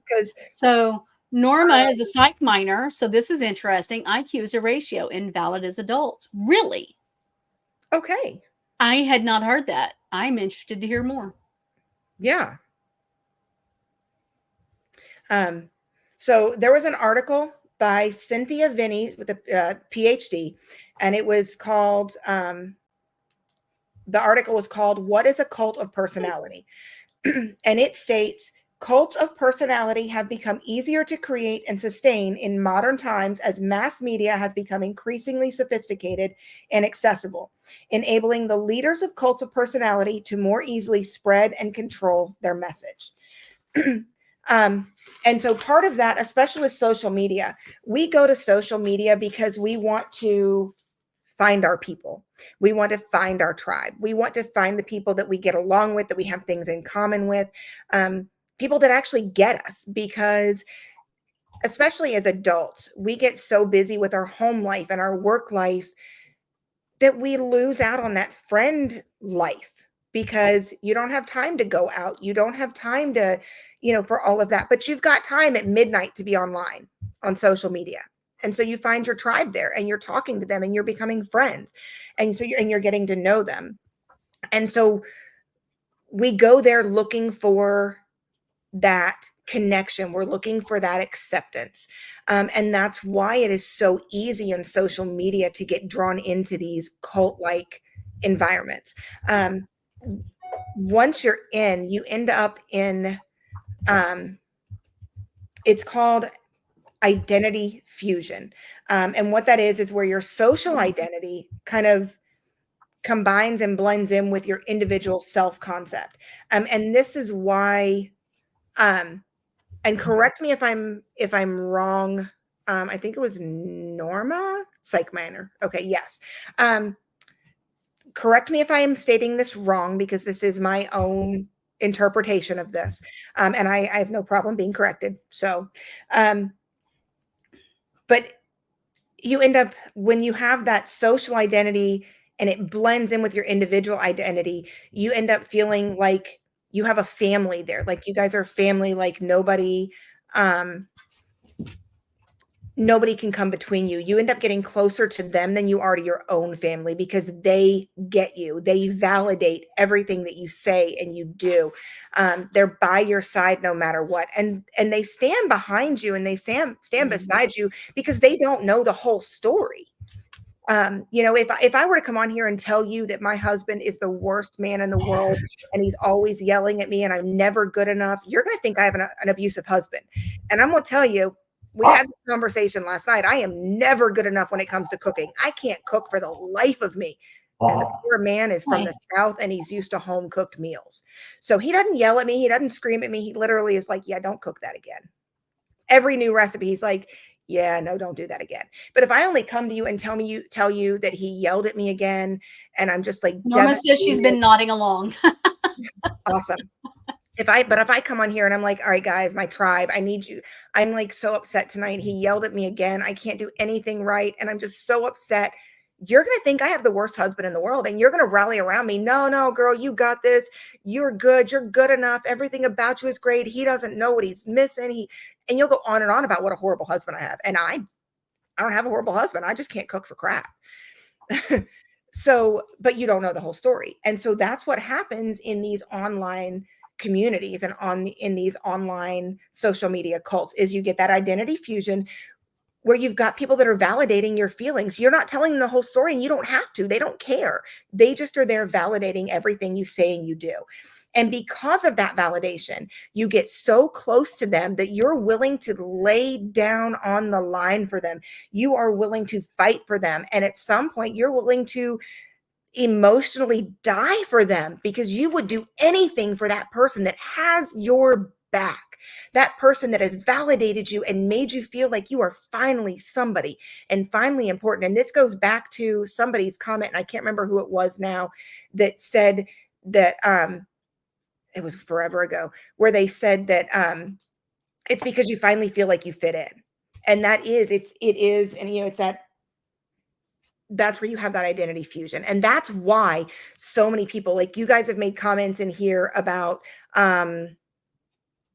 I don't remember what name you used, but you used a name that was not the name, but I knew who you were talking about. But that's why so many people are drawn into these cult-like environments, is because you feel that validation.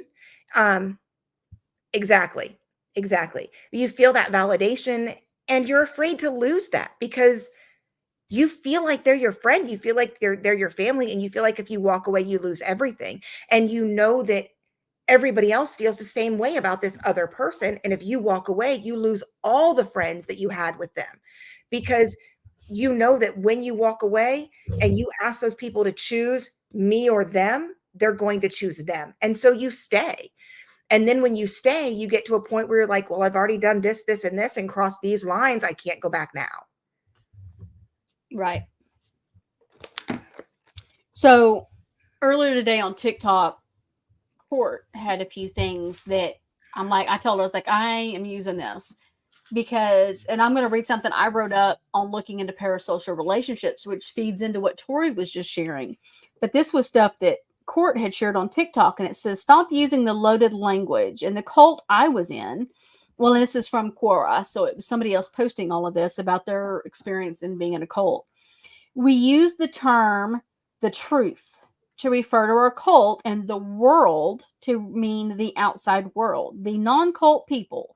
Instead, I started to say the religion and the real world instead. Research.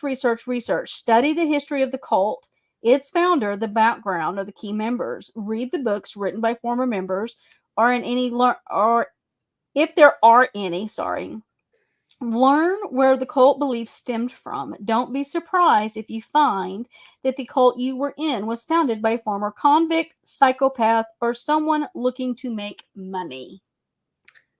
Question everything. If you were born in a cult, like I was, this person says, you won't even know what your authentic self is. It's time to discover that. This will be the best time of your life. Fill your life with experiences, try things that you've always wanted to try. If you don't like it, now you know, and you now have your own reason for not doing it. And then it says, speaking, how do you know? I can't read that part. From being born into a cult. Personally, I found the following things helpful. Speaking to other former members.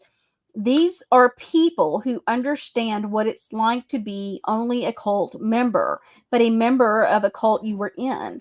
They understand the jargon, the loaded language, the thought process, and you don't have to explain the cult's terminology. Some will be ahead in their recovery and rather than help, guidance, and insight.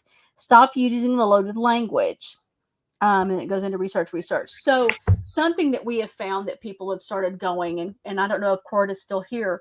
She listened to a video that we did. It's all a distraction. The very first one we did about things, debunking things that were said. And she was like, that opened her eyes.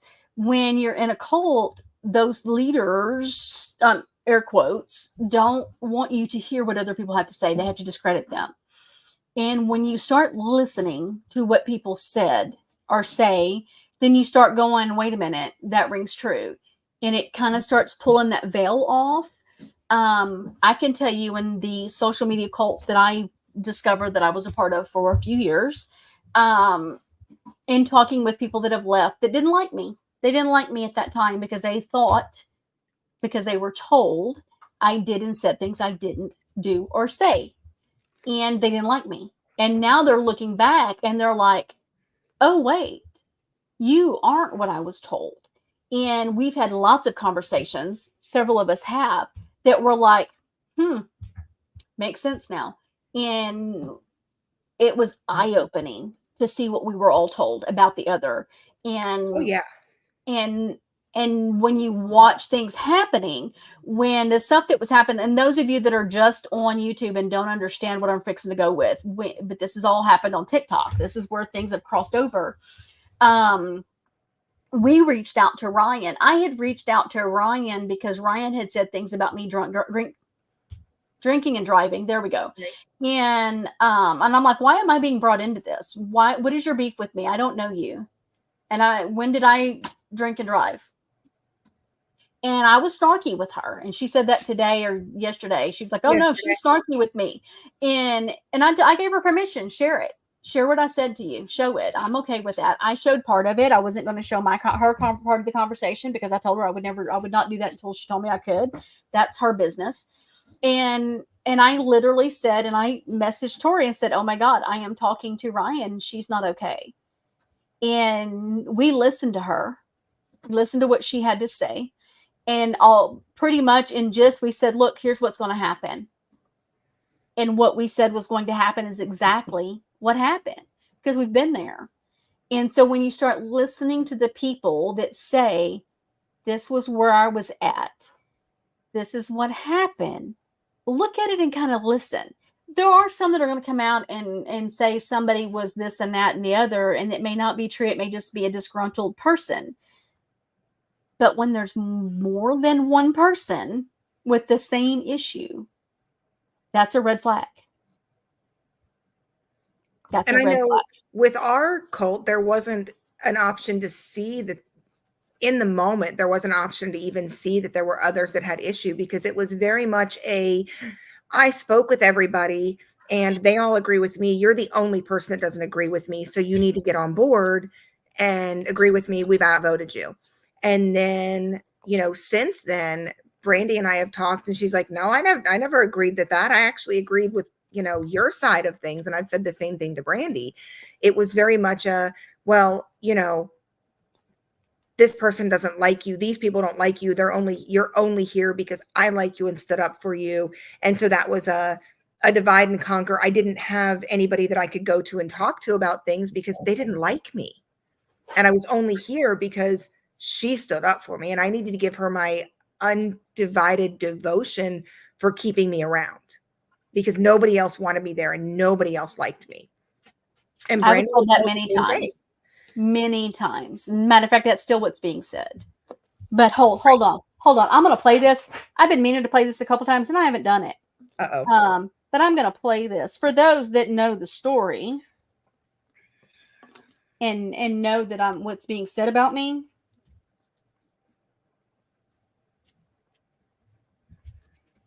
Hold on. Why is that not playing loud? Why is it not doing speaker? I hit the call button. Oh no. You're not calling me. I can't figure out why this isn't playing loud. I just wanted to tell you. And I'm so glad Can y'all hear that? Home. Yeah. I'm so glad you're here. And you're such a good friend. And I love you very much. And I hope you have an amazing night with your husband.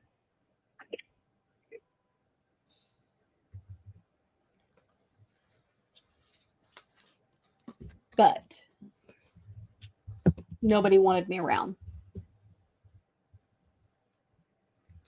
Yeah. And that you see that in those cults. You see that divide and conquer. That was a voice message, Dawn, that I saved I've never Right. deleted it because I knew I would need it. Sadly, when it was left, I knew I would need it. Did you tag Amy's, or did you not tag it, but pin it, I guess is the word? I don't know. I'm never on social media, You guys. get Like, it? I'm Yeah, just on it's Facebook pinned. Pin the about comment. that it was, yeah, This that one? one. Yeah. That right there, you're powerless divided, but united, you're a force to be reckoned with. That's really important to point out, because that's what it is. They divide you so that you feel isolated and you feel like you only have that leader to go to, and that leader is the only one that is there for you. So Norma, Dawn, you've been stuck with me for 5 years, bitch. so we're not talking. Okay. Norma asked, sorry, newbie here. Is the cult you're talking about, was that a Facebook group, etc.? Yes and no. It went to YouTube and now TikTok. It's social media aspect of it. Yes. Yes. So the Um, one we're talking about, we were in a group of people that, now that we're away from that group of people and we look back, like we said from the very beginning, and if you weren't here at the very beginning, you may want to go back and catch the replay. We talked about, we have a friend that she doesn't have her degree in psychology yet. She's missing one Put it in test. the She even walked at graduation and then was told afterwards, hey, we can't give you your diploma yet. You have one more test you have to take. So she's almost there, but not quite. But she was close enough that they let her walk and didn't even tell her there was an issue till afterwards. But she was pointing out to us these things that, hey, do you guys realize you were in a cult? We were like, what are you talking about? We weren't in a cult. in a cult. Like, so she's pointing these things out, and I just looked at her like my jaw She dropped. I told was like, Tori originally, and Tori called me and was telling him, like, you are not in a cult. Like, I was in a cult. and I started Oh, no, pointing these wait. things out that she had pointed out to, that my friend had pointed out to me. And when she told me that, I was like, shut up now. This is no, my jaw was on the floor.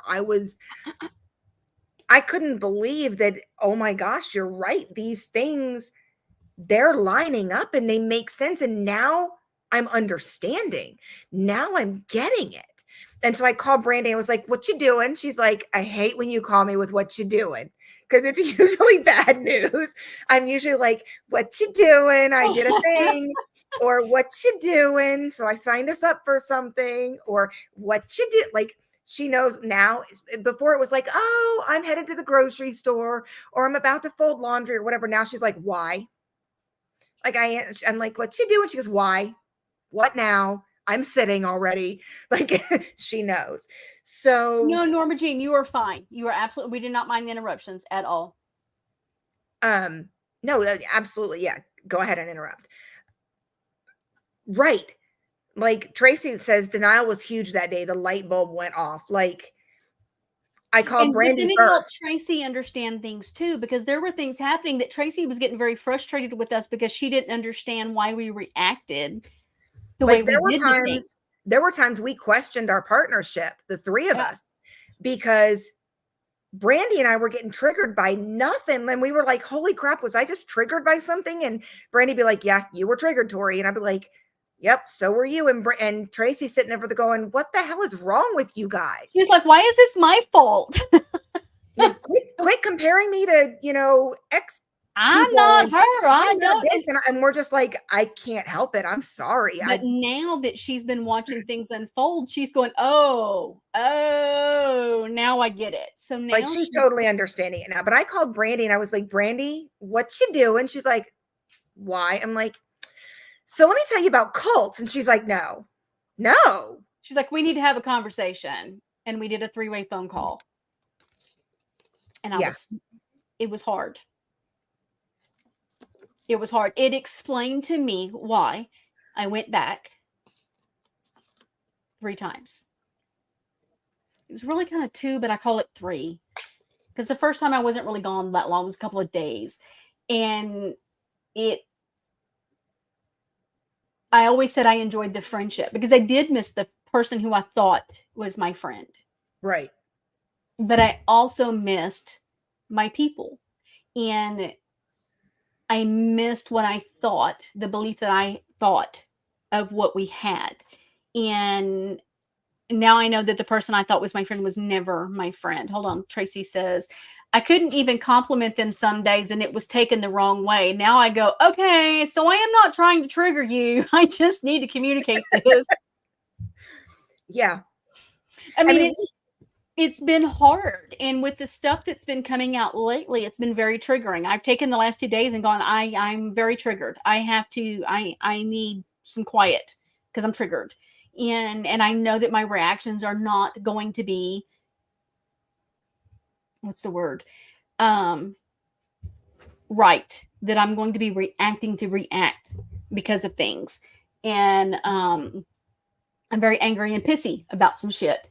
And I want to be a bitch and I want to come on here and I want to rail, but there was somebody that left a comment and I don't remember which person it was. You may be in the chat. I'd have to go look at the comment and they said, look, I like your content.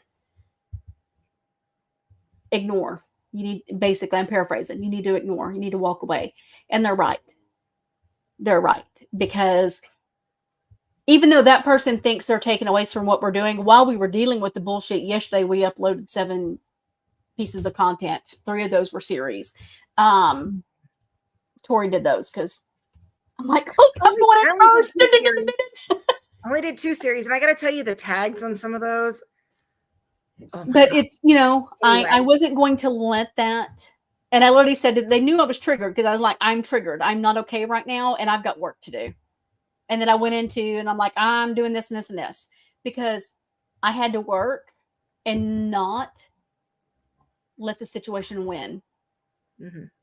Because I'm just not that person. I'll treatment a few. Sorry, having issues typing. Okay. Let's see. I hope y'all are able to go out for a hike or buy a stream or a lake or something and find church and soul food. Y'all deserve it. Some freaking awards. Seriously. I went the other day and had crawfish and it made me extremely happy. As expensive as the son of a bitches are right now, I'm paying double what I normally pay, but I enjoyed every single one of them. Not gonna lie. And I spend we have beautiful weather, so I'm spending a little bit more time outside. I'm having to ground myself. I have found that is something very important to me. And so I've been grounding myself in the morning and just sitting outside and enjoying the sun. And I have to be careful because those of y'all don't know, I had this little indentation on my forehead right there. I had skin cancer. And so that's been removed. And so I have to be careful and can't be out in the sun a whole lot. Stupid shit. So we're going to a wine festival outside in June all day. I'm going to have SPF under my I have one foundation. of those big floppy wine drinking hat things. I don't know what to call them, but you've got the things you wear derby on hat your kind of thing. choices. Maybe not quite so. Tracy says, my heart bled for you too and a few others I have met on here. It's so hard not to lash back some days because I do value you both. Thank you, Tracy. We love you. And see, that right there is actually a trigger too, because it was constantly, I love you, bye. I love you, bye. And somebody called me the other day, and it's somebody I've been friends with for a little while, but they hung up. They were like, I love you, bye. And I was just like, what? Like, that triggers me now because you don't know me like that. Like, we're close, we're friends, but yeah. We do love you, Tracy, though. Oh, it's to be sarcastic. Tracy, she's saying she don't love you. I love you. She doesn't love you. Look, you don't deal with Tracy in person all the time, okay? I have to. Just kidding. I do love you, Tracy. Okay. So this sounds like love bombing, but we do need you. We couldn't do half the things that we are doing without you. I'm going to read up. I went onto a site about parasocial relationships. And so I kind of wrote up a thing on it. And I think I'm actually going to post this because I think it's important. I think with the pandemic and being shut down like we were, people became more involved with this parasocial relationship situation. And so it says, before social media became a thing, parasocial relationships occurred with television personas. Now we see them occurring between people and their favorite social media influencers. Whether that's a blogger, a podcaster, or a gamer, the nature of intimacy, the parasocial relationships, has evolved too. We see it with reality TV stars and other celebrities sharing their most intimate part of their lives. These stars share openly on social media, creating a huge following that develop these parasocial relationships. Some people escape everyday real life on social media. This creates this imaginary bond with a star, air quotes on that. We've seen a huge increase in this type of relationship since the pandemic, as more and more people use social media and their only social connection. And so I did take a lot of this from different articles I was reading and write my own dissertation on this. So this is kind of, it's some words that belong to other places, but it's just how I was taking these articles.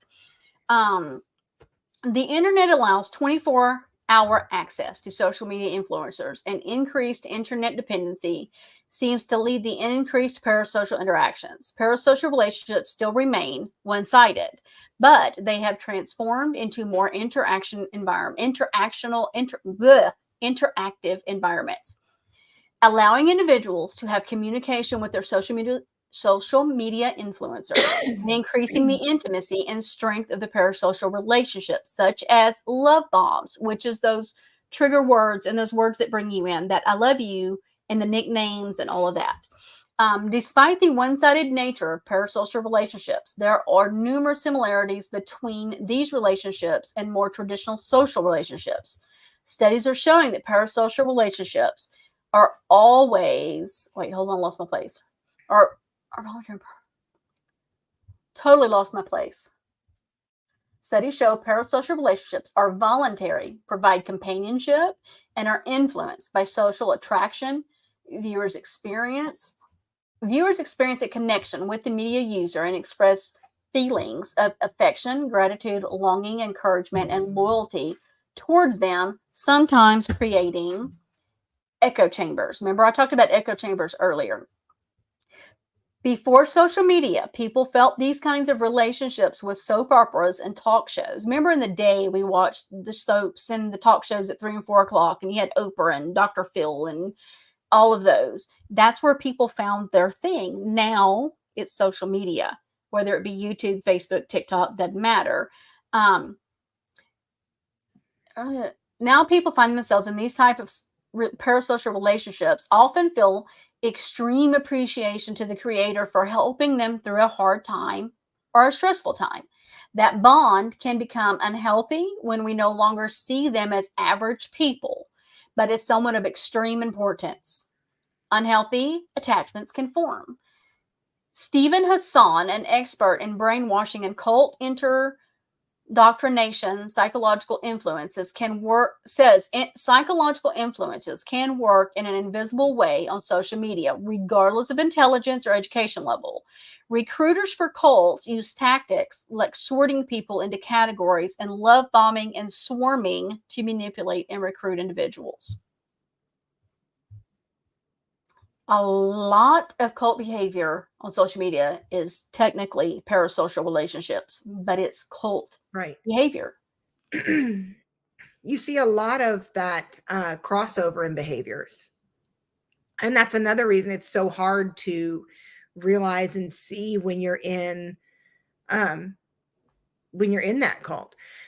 Tracy just said, so here's what I cannot wrap my head around. How do people think that someone who has only known them for a month or two look at them as family? Again, it's that connection that you get with them. Hi, Stella. We love you. That is, Stell's here. Hi, yes. Miss Stella.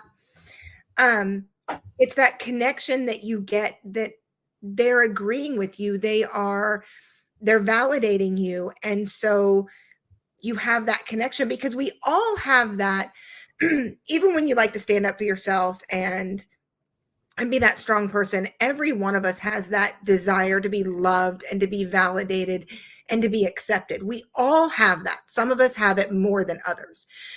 Some of us, like if you have a lower self-esteem, if you have, if you come from an abusive relationship, an abusive family, an abusive childhood, then you're more prone to needing that validation. And so when you have somebody on social media, you can spend hours and hours talking to them at a time. And so you end up with that close bond because they're there for you. They hear you. And they, because that validation, you're drawn to them. And once you get that validation, that bond hits, then you do start to look at them as family, because that's a connection you don't have with the people. My kids, my husband, they'll call me out on my crap. They don't validate me unless I deserve the validation. Like, back to my cooking, they will all tell me, Mom, no, you failed. This was not a win tonight. But online, you get the people that say, no, I'm sure your cooking is amazing. They just don't appreciate you. And so your own family. I have appreciated my mods, Dawn and Stephanie. Stephanie's not here tonight. I imagine she's working or getting ready for work. She works third shift. When a situation happened a couple of years ago in 2022, and I told them what I had said and what I'd done, and they were both like, "What are you thinking? I wasn't okay. Why did you do that? That is not like you." And in talking with them, I'm like, "Oh yeah, I kind of fucked up there." And so I keep people around me that don't echo chamber with me, because I don't want that. I want to be held accountable, because we're human and we screw up, and we need people around us to say, no. But people who tend to be, oh, I'm going to get in trouble for this. It's okay. Just say it. People who tend to show signs of narcissism and psychopathy can't have that. They have to have echo chambers. They have to have people that, look how I did that. I'm kind of proud of that. I did that really well. They have to have the echo chamber and people telling them, "Oh, you're right. Nope, you were right for that. Nope, you are justified for that behavior." Right.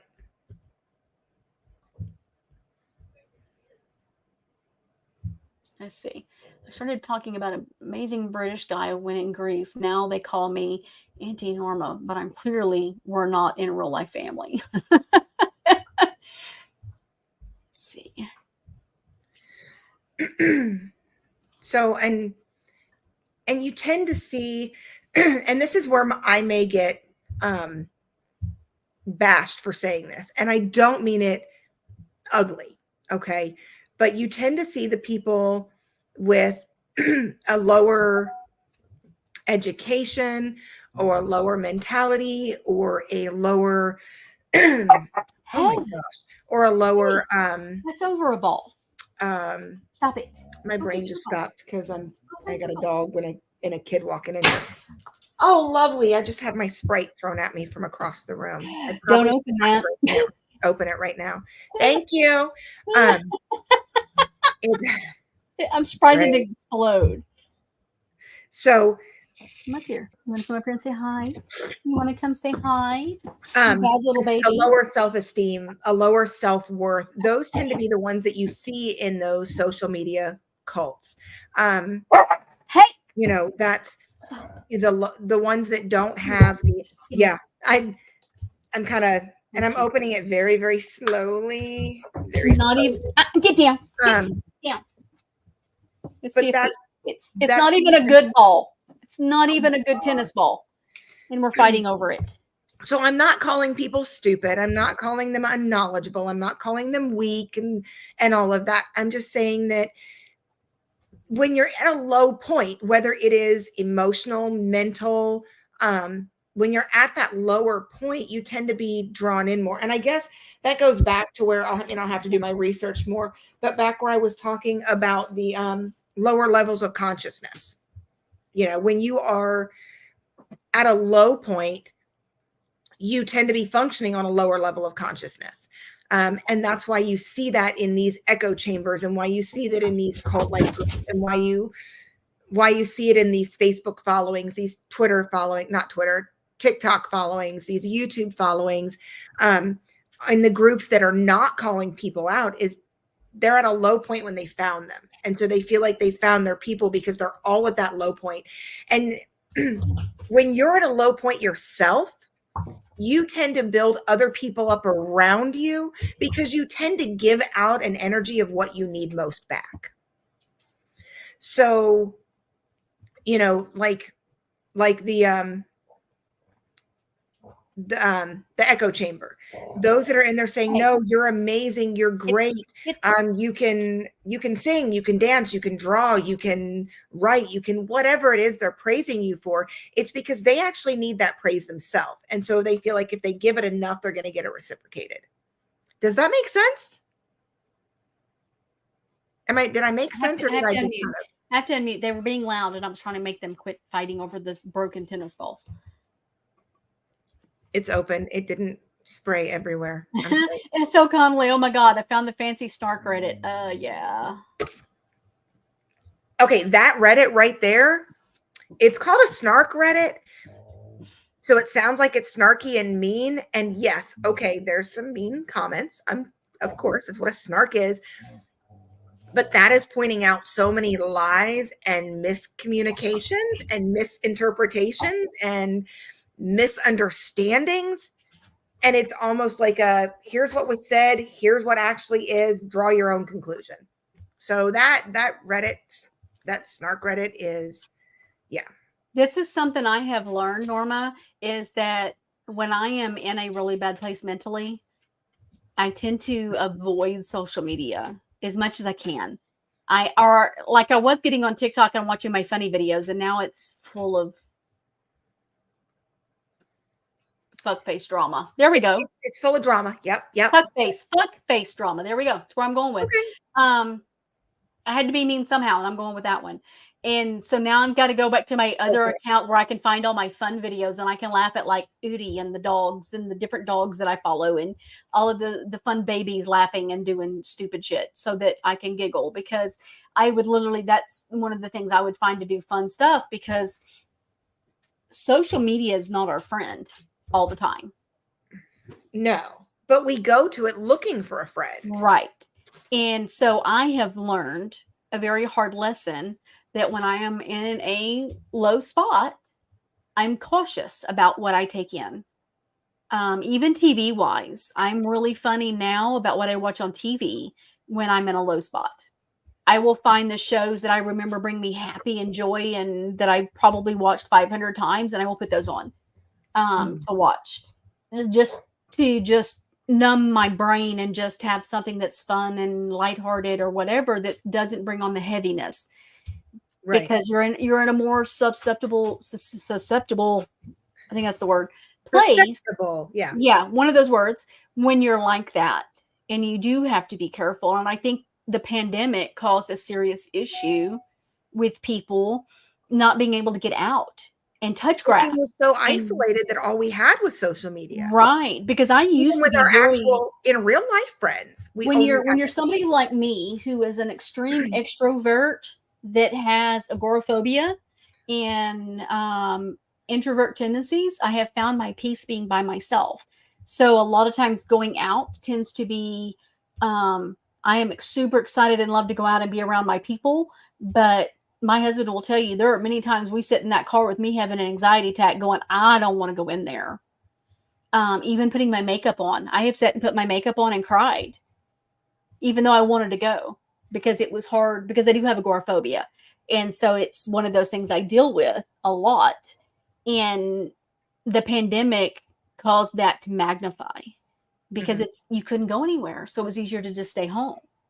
Right. So now we don't go, and we get on social media, and then we find these people that give us an outlet who, there's a whole nother YouTuber who's lost 9 million channels at this point, who people find funny. People find her hilarious, but she's mean and snarky at others, but yet she gave them a place and they felt at home and they had all these feelings, and it became this parasocial relationship in an echo chamber.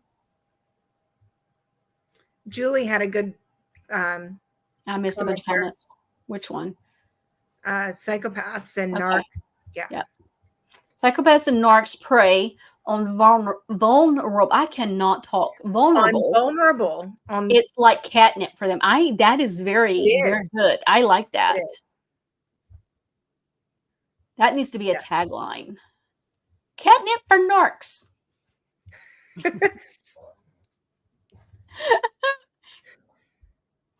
But you're not wrong. And I don't know that they even actively go out seeking it. It's just they draw in the vulnerable because they'll give back to the vulnerable what they need to draw them in. So the vulnerable are, I've got the words in here, they're not coming out right. Like I can't evidently pronounce words tonight, so it's fine. but I don't know that they necessarily even are seeking them out on purpose, but it's almost like they're a catnip to each other. Yeah. Really. Hey, can we not? You are 6 pounds. She's 85. Chill. He's trying to eat the German Shepherd. Wait, nope, he was after Jovi. Raina's over here. Jovi's 95 pounds. Yeah. Oh, no, it's the puppy. So Gizmo, the 6-pounder, just bit the German Shepherd puppy because the German Shepherd puppy's doing the little brother thing of like, I'm not touching you. I think the puppy probably deserved it. Oh, he does. He does. Yeah, it's a puppy thing. My demon dog is a puppy too, so. So Julie says, I think watching things that interest you, chatting with the like-minded people is good, healthy fun. If you can't stop watching or get triggered, it's time for a break. Yes. And people have to teach themselves to do that. I know we say a lot of times, I'm not responsible for other people's mental health, log off. And sometimes that's hard for people to do because it's their only outlet. Mm-hmm. And that was created during the pandemic. And I think now we're starting to see the repercussions. Well, there's also that human nature to, like, with the drama. You've got the drama that's going on, and it's like the train wreck that you can't turn away from. Right. And you have this almost human nature to need to know what people are saying about you so that you can defend yourself if they're wrong. Right. Or if they're lying, or or again, to be validated if they're right. It's almost like, so when you have that mental health issue, it's almost exacerbated, I guess. I didn't even see this while ago. I'm so sorry. Dana, thank you for joining my memberships. Oh, well, I didn't mean to do that. Where did it go? It disappeared on me. Well, shoot. But thank you for joining. It didn't show, it showed it, but I didn't catch it. And then I clicked it and then it disappeared. I'll learn this, guys. It's fine. Oh, some do. They have a radar. A guy I worked with sought out vulnerable women. He said they are so pliable. Oh, that's disgusting. Yeah. Men that can gives be serial killer vibes. Yeah. So, by the way, guys, my next month, we're going to do it in March. We're going to talk a serial killer. I have a, what's it called? A poll on the community tab for serial killers. Right now, co-ed killer Edmund Kemper is winning by just a few votes. So, y'all get to pick who we're talking next month. Amy B, it really is. It's a circus train wreck. Oh, it is. Tracy, we know how this is going to end. 3 of us are moving onward and upward. Absolutely. And throw out rearview mirror out the window. Absolutely. Mm-hmm. I am trying to heal. And that was something I've talked with Court about in trying to heal, in sometimes sharing with each other. And I told Tori the other day, we've had several people reach out to us thanking us for sharing because it's helped them. And as much as we hated addressing things, mm-hmm. and as much as we've hated telling our story because it brings on drama we don't want. Right. And I've stayed quiet for, 7 years. 7 years I've stayed quiet. 7 years I've stayed out of the drama. And it's hard for me to come here and say things like, I'll call Brandy and be like, I think I'm coming down with something. Are you sure we're still going live tonight? And she's like, yep, it's scheduled. I've announced it. It's happening. And I'm like, okay, I'll be there. Because it does make her sick. She really does have a hard time with it. But when we started getting messages of people, and can you not be a jerk? Jovi. The puppy wants the ball and he don't want to share. When we started having people message us, and I'm not mentioning names, what they ever want to say, that is totally up to them. But there have been quite a few. That tells me we did the right thing.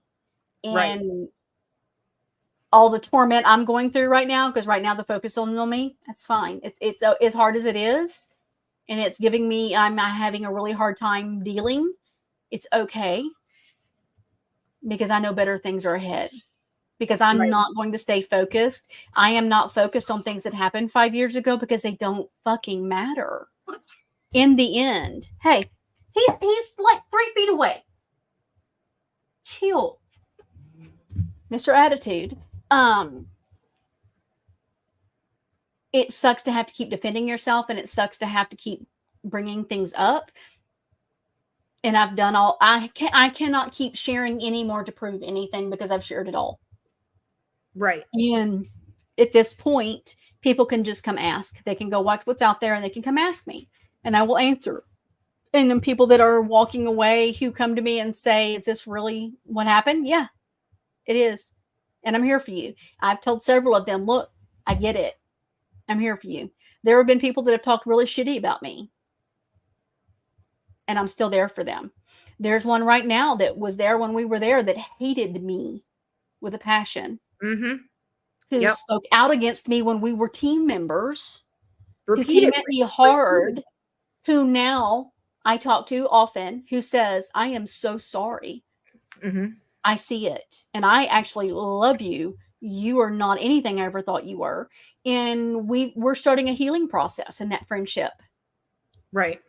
And I keep getting comments from people like here in this chat or on other lives I've been getting in recently that are like, "Wow, you're actually so nice." And it's like, I'm not the horrible person that I have been made out to be.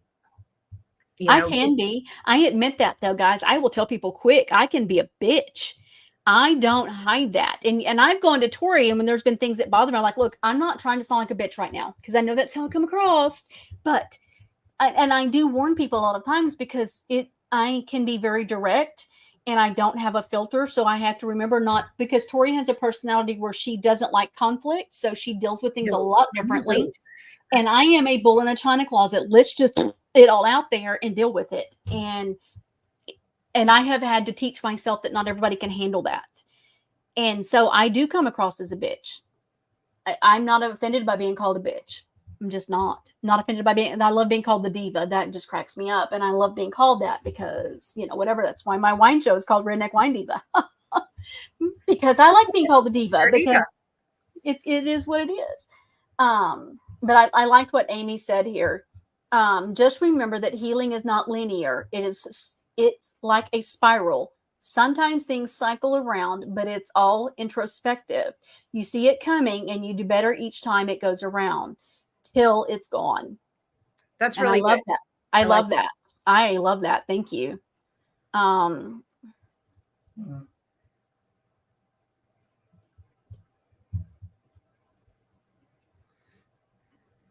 It has. I think we've said all we can say at this point.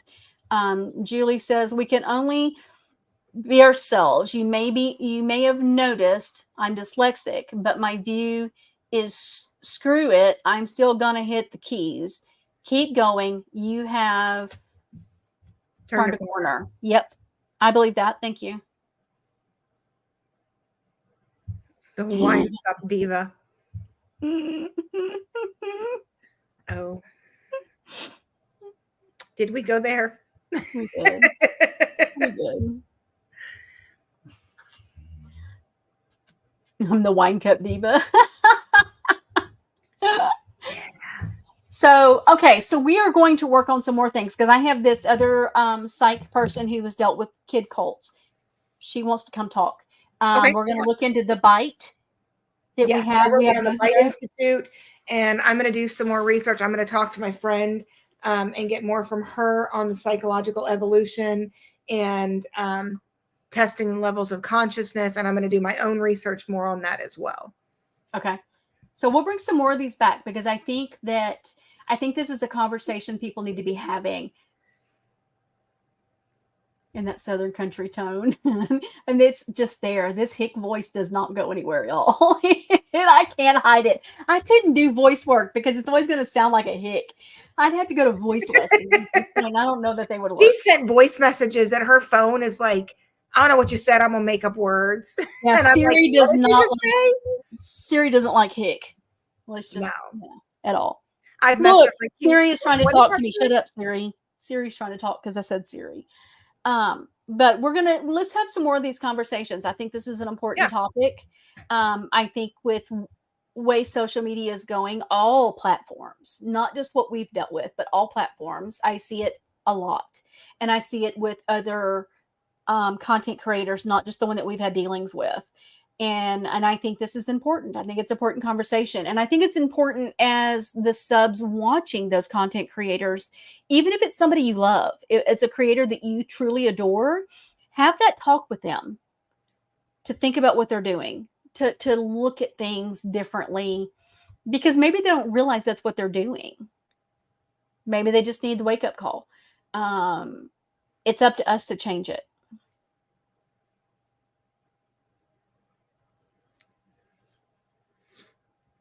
Look, most people tell my husband and I, like when he was in Indiana, they asked him if he was from Louisiana. And I'm like, we're right here. Might as well be. And you let me, y'all know I talk to Christy. So you let me be on the phone with Christy anytime for any amount of time. And I start, my Cajun accent comes out. So I don't think I could handle a conversation with her and Christy at the same time.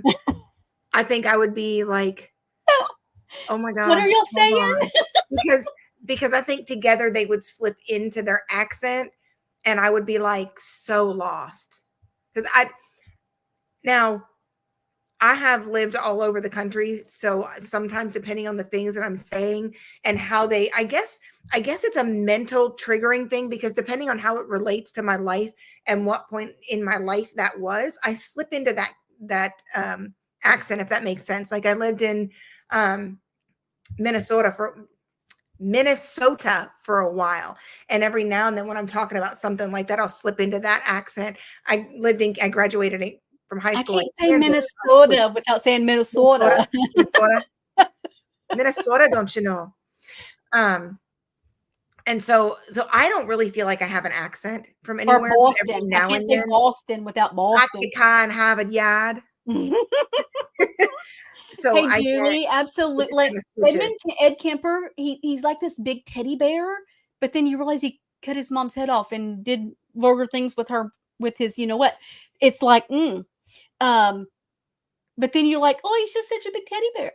So he is fascinating to me. So fascinating. Bless you. New in town. Minnesota. Minnesota. Drinking my soda from Minnesota. And it's not a soda, it's a Coke. Soda. It's a Coke. Soda. Cokes are red. No, it's a Coke. It's a Sprite Coke. No, it's a soda. It's a pop. Ellen Dragon, thank you for coming. I really appreciate it. Really appreciate it. I appreciate the support. All righty, guys. I'm native to Ohio, so it's pop. It's not a pop. What? Now I will every once in a while call it a soda, but it's a Coke. Guys, in Texas, everything's a Coke. And I guess everywhere I've lived growing up, it's been a soda. Unless it's a Pepsi, and then it's just it's a flat Coke. Pepsi is flat Coke. Dr. Pepper is sweet Coke. Sprite and 7-Up or Sprite and 7-Up, but they're still Cokes. It's just the flavor of Coke. No. I think we're going to have to agree to disagree on this one. See how easy that is, you guys? So easy. Amazing. So easy. Oh, see, we keep Mountain Dews and Diet Mountain Dews in our house. Like at any given time, you can find. What is the point? Okay, let's have this conversation. What is the point of a diet soda? I don't know. If I want a Coke, if I want a soda, it's going to have all of the goods, because if I'm having it, it's got the chemicals in it if you drink the diet shit. So you might as well have the good shit, because if you're going to get sick from it, it might as well be the good thing. So my husband can drink like 6, 8, 12 Mountain Dews a day, and to cut down on the sugar, I guess he goes with the diet. I don't know. It will confuse people, but we're funny that way. My gosh. Y'all think I'm kidding. Proof right there. Anyways, what about your husband? So he can drink easily a 12-pack of soda a day. And so I think that's why he goes with the diets, is so that he still gets the soda, but not all the sugar. I don't know. I have weaned myself off, especially with weight loss. So I bought the little 12-ounce bottles because I can close that back up and it stays fresh. And so because when I want a Coke, nothing else matters. I can't do coffee. I can't do tea. I can't drink a bunch of water and it go bad. I have to have a Coke. And a lot of times I just need like 3 drinks of a Coke and then I'm fine. And so I bought those little bottles now. But I can't do the sweetener and the Diet Cokes. I throw it up. So I don't like the sweetener. It leaves a taste in my mouth. any kind of diet thing, like if I go to a like a fast food place, you go through the drive-through and you order your drink and you get it and it's diet. I have literally gone down the road, taken a drink that's diet, and I'm puking out the window, throwing it out. Well, Dana, thank you for joining memberships. Look at you, part of Green Team. I love seeing green in my chat. That's kind of cool. Just saying. But yeah, we went to, when we moved to Washington State, in Texas, another thing in Texas We is have sweet the tea. Skittles flavored packets too. Sorry. Yeah. For the In- waters. In Texas, we're about sweet tea. And we want I am all tea. about my sweet teas. And we went to Washington State. We had not been there very long. We go to this little home cooked restaurant. We love the food. But the first time we went, you have sweet tea? Yeah, we have sweet tea. Okay, we'll take sweet tea. My husband and I both got sweet tea. I think one of the kids got sweet tea. Was it raspberry? It was raspberry tea. When you take a drink of that, that is not sweet tea. We all went back into the cup and was like, water. Sweet tea. Oh my That's gosh. sweet tea. No, that's not. That's raspberry flavored tea. Right. Washington Or the State people was horrible. that, yeah, we got tea. How many sugar packets you need? Is it already cold? Yeah, it's iced tea. Well, then there's no point. There's no point because there's my other girl. Thank you for joining. I love you. You can't. That's when my other rider dies. We were talking about you all ago. You cannot. Julie says, thanks for all the company. I'm off to sleep. But P.S. You both have accents. But they are engaging, so all good.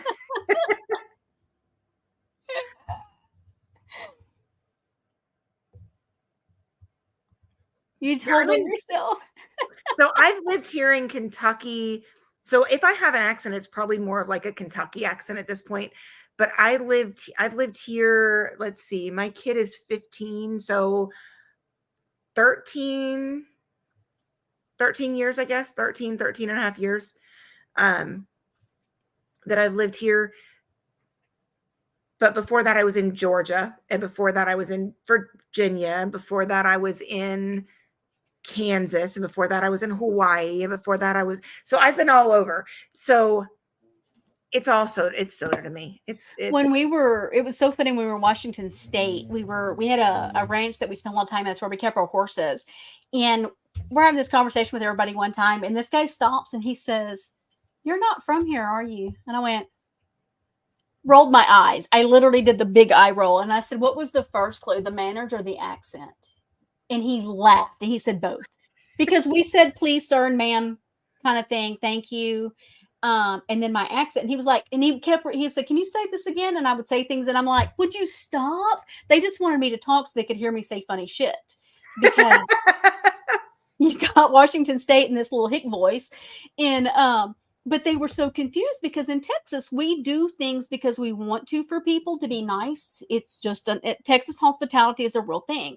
So I would cook food for the guys that were working on the ranch and take it up there for lunch for them. And they just loved it. And they were like, at first they were kind of weirded out, and they were like, they finally asked my husband, they said, "Does she cook like this all the time?" And then he's like, "Yeah." And they're like, "Really?" "Yeah. Why wouldn't she?" Women my age didn't cook there like that. So they were floored that I cooked like these massive meals, but I would make those no-bake cookies with the chocolate and the oatmeal and the peanut butter. And the Yes. one guy, he would get all teary, and his name was Jamie. And he said, "You don't understand. My grandma made these kinds of cookies for me, and they were my favorite, and nobody's ever made them since." Oh, And wow. so I would make them all the time for him and just take them up there. And but they thought I wanted something. They didn't understand. I just did it because I liked them and enjoyed them and wanted to do something nice because they took care of my horses and they let me ride their horses. And I spent all of my time there. But they didn't understand that that's just how Texans were. So living in other states, we learned quickly, not every people just aren't like that. And I'm in Hurricane Alley, so we are very used to doing for everybody around you when they need it and without wanting something. And so it was weird to see that other places weren't like that. It was just very weird. But yeah. Let's see. So Tracy's asking about Ale 8. You are not the only one that doesn't drink Ale 8. I think it's disgusting. And I've tried, like, there's new flavors. So Ale 8 is a soda that is only in Kentucky. Bitch, I know, and I'm sorry. I knew you were working, and I need to figure out a time when you're actually awake to do live so you can come up because I miss talking to you. I haven't talked to you in a while. Anyway, sorry. Go ahead. No, it's okay. So Ale 8 is a soda that's here in Kentucky that I think they've actually just recently started shipping to Ohio and Tennessee, but I'm not sure if they've actually started doing it yet. I know they were in talks. But it's a local soda. It's bottled here. It's only up until. What flavor did we try? You gave me one to try when we were there. So there was orange or black cherry or the original. The original is very much just flat, gross, unflavored ginger ale. Ginger ale to me. Like, it's so gross. But I thought, okay, maybe I'll like the other flavors. No, there is not a single Ale 8 that I will drink. It's all disgusting. And it's one of my kids' favorite sodas. So I actively have at least 2 12-packs in the house. I want to say it was the orange that we tried when we were there. And it wasn't bad, but it's not something I would buy a lot of.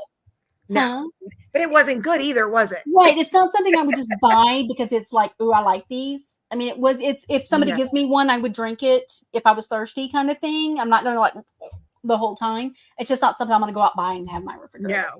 No. Girl, it has been crazy. It has just been nuts. Fancyisms. Fancyisms is all I'm going to say. And you'll know what I'm talking about.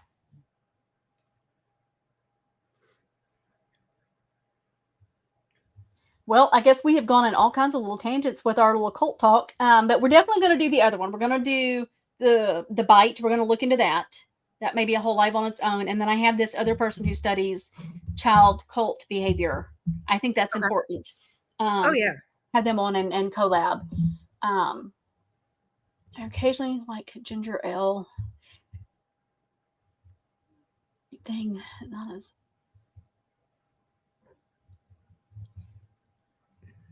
Spritzer from Rural King. I don't even know if we have a Rural King around here. I'm gonna tell you what I'll do. Tracy, if you find it, you have to let me know. I'm gonna tell y'all what, because I'm closer to the border than y'all are. Tracy and I are in Kentucky, so Mexican sodas, the Cokes, the Coca-Colas that come from Mexico that are true sugar cane. Oh my God, they're amazing. That true sugar cane. Good. And like Buc-ee's here. I don't know if y'all have a Buc-ee's where if you ever are going through somewhere and there's a Buc-ee's, stop. It is worth it for the bathrooms alone. So when you drive here to look at. When you drive here, go through Richmond because they've got a Buc-ee's. Okay. I think we decided I'm flying because I think Dave may not be getting to come. So he don't want me driving by myself. Okay, well, then we'll take a trip to Buc-ee's. We'll go down to Buc-ee's. But Buc-ee's, their icy sodas, the frozen Cokes, I love those. Theirs are made with the pure sugar cane, like the Mexican sodas. So good. So good. Girl, it hadn't got any better. It has not got any better. Well, I mean, she hasn't been raging in her car. I should shut up. I should shut up. I wasn't going to be about her tonight. Just about the cult part of it. Yeah, but we're just talking about cults in general. You can draw your own conclusions to whatever you want. I thought Spricker was German. We spent a couple of years in Germany, and I need to freshen up because I love German language. I loved learning it, and I love the food and learning the culture. I would move back to Germany if I could. Loved it. Loved it. Loved learning how to cook the food. I would make it for you, but you would not eat it. I would eat the Spätzle. You would probably, and you would eat schnitzel, I think. I don't know. When I was in high school, my senior year of high school, we had a German foreign exchange student, and she would cook some stuff for us, and I ate it. I make a dish called rouladen, and it's really thin beef, like what you would do for beef jerky thin. And she taught me how you put mustard on there and salt and pepper, and then you roll it with a pickle. Now I had mushrooms and cauliflower in it, and then you would think it's really weird, but it's odd, but it's good. And then you kind of brown it, and then you cook it in the oven with the brown gravy, and you do it with dumplings, German dumplings, which are so good, and it is amazing. Yeah, schnitzel. I love some schnitzel. Learn how to make that. I learned how to do the potato dumplings, which are really hard to find here to make, and I don't know how to make it from scratch. What was one of the other things? There was something else I learned to make in German. Bratwurst. Tracy commented and said there's a really good German restaurant in Lexington we should hit up. Can we go when I'm there? Yeah, sure. So LM Dragon, I am German, raised on all of those foods. Oh, we could probably talk forever because I German culture, I loved everything about Germany when we were there. And I was so young. I was 19 when we went. We were in the military, and right at 20 when we went. And I wasn't even legal to drink yet. Not that had ever stopped me.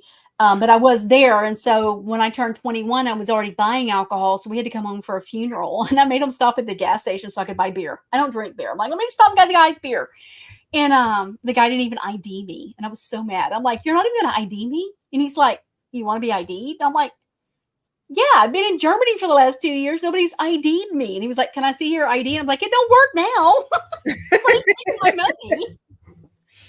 But yeah, I loved German. I loved everything about Germany. And I got to take a trip over the border to Czechoslovakia, which was so cool. True cobblestone roads, that fascinated me, having areas with cobblestone roads and the history. It just was neat.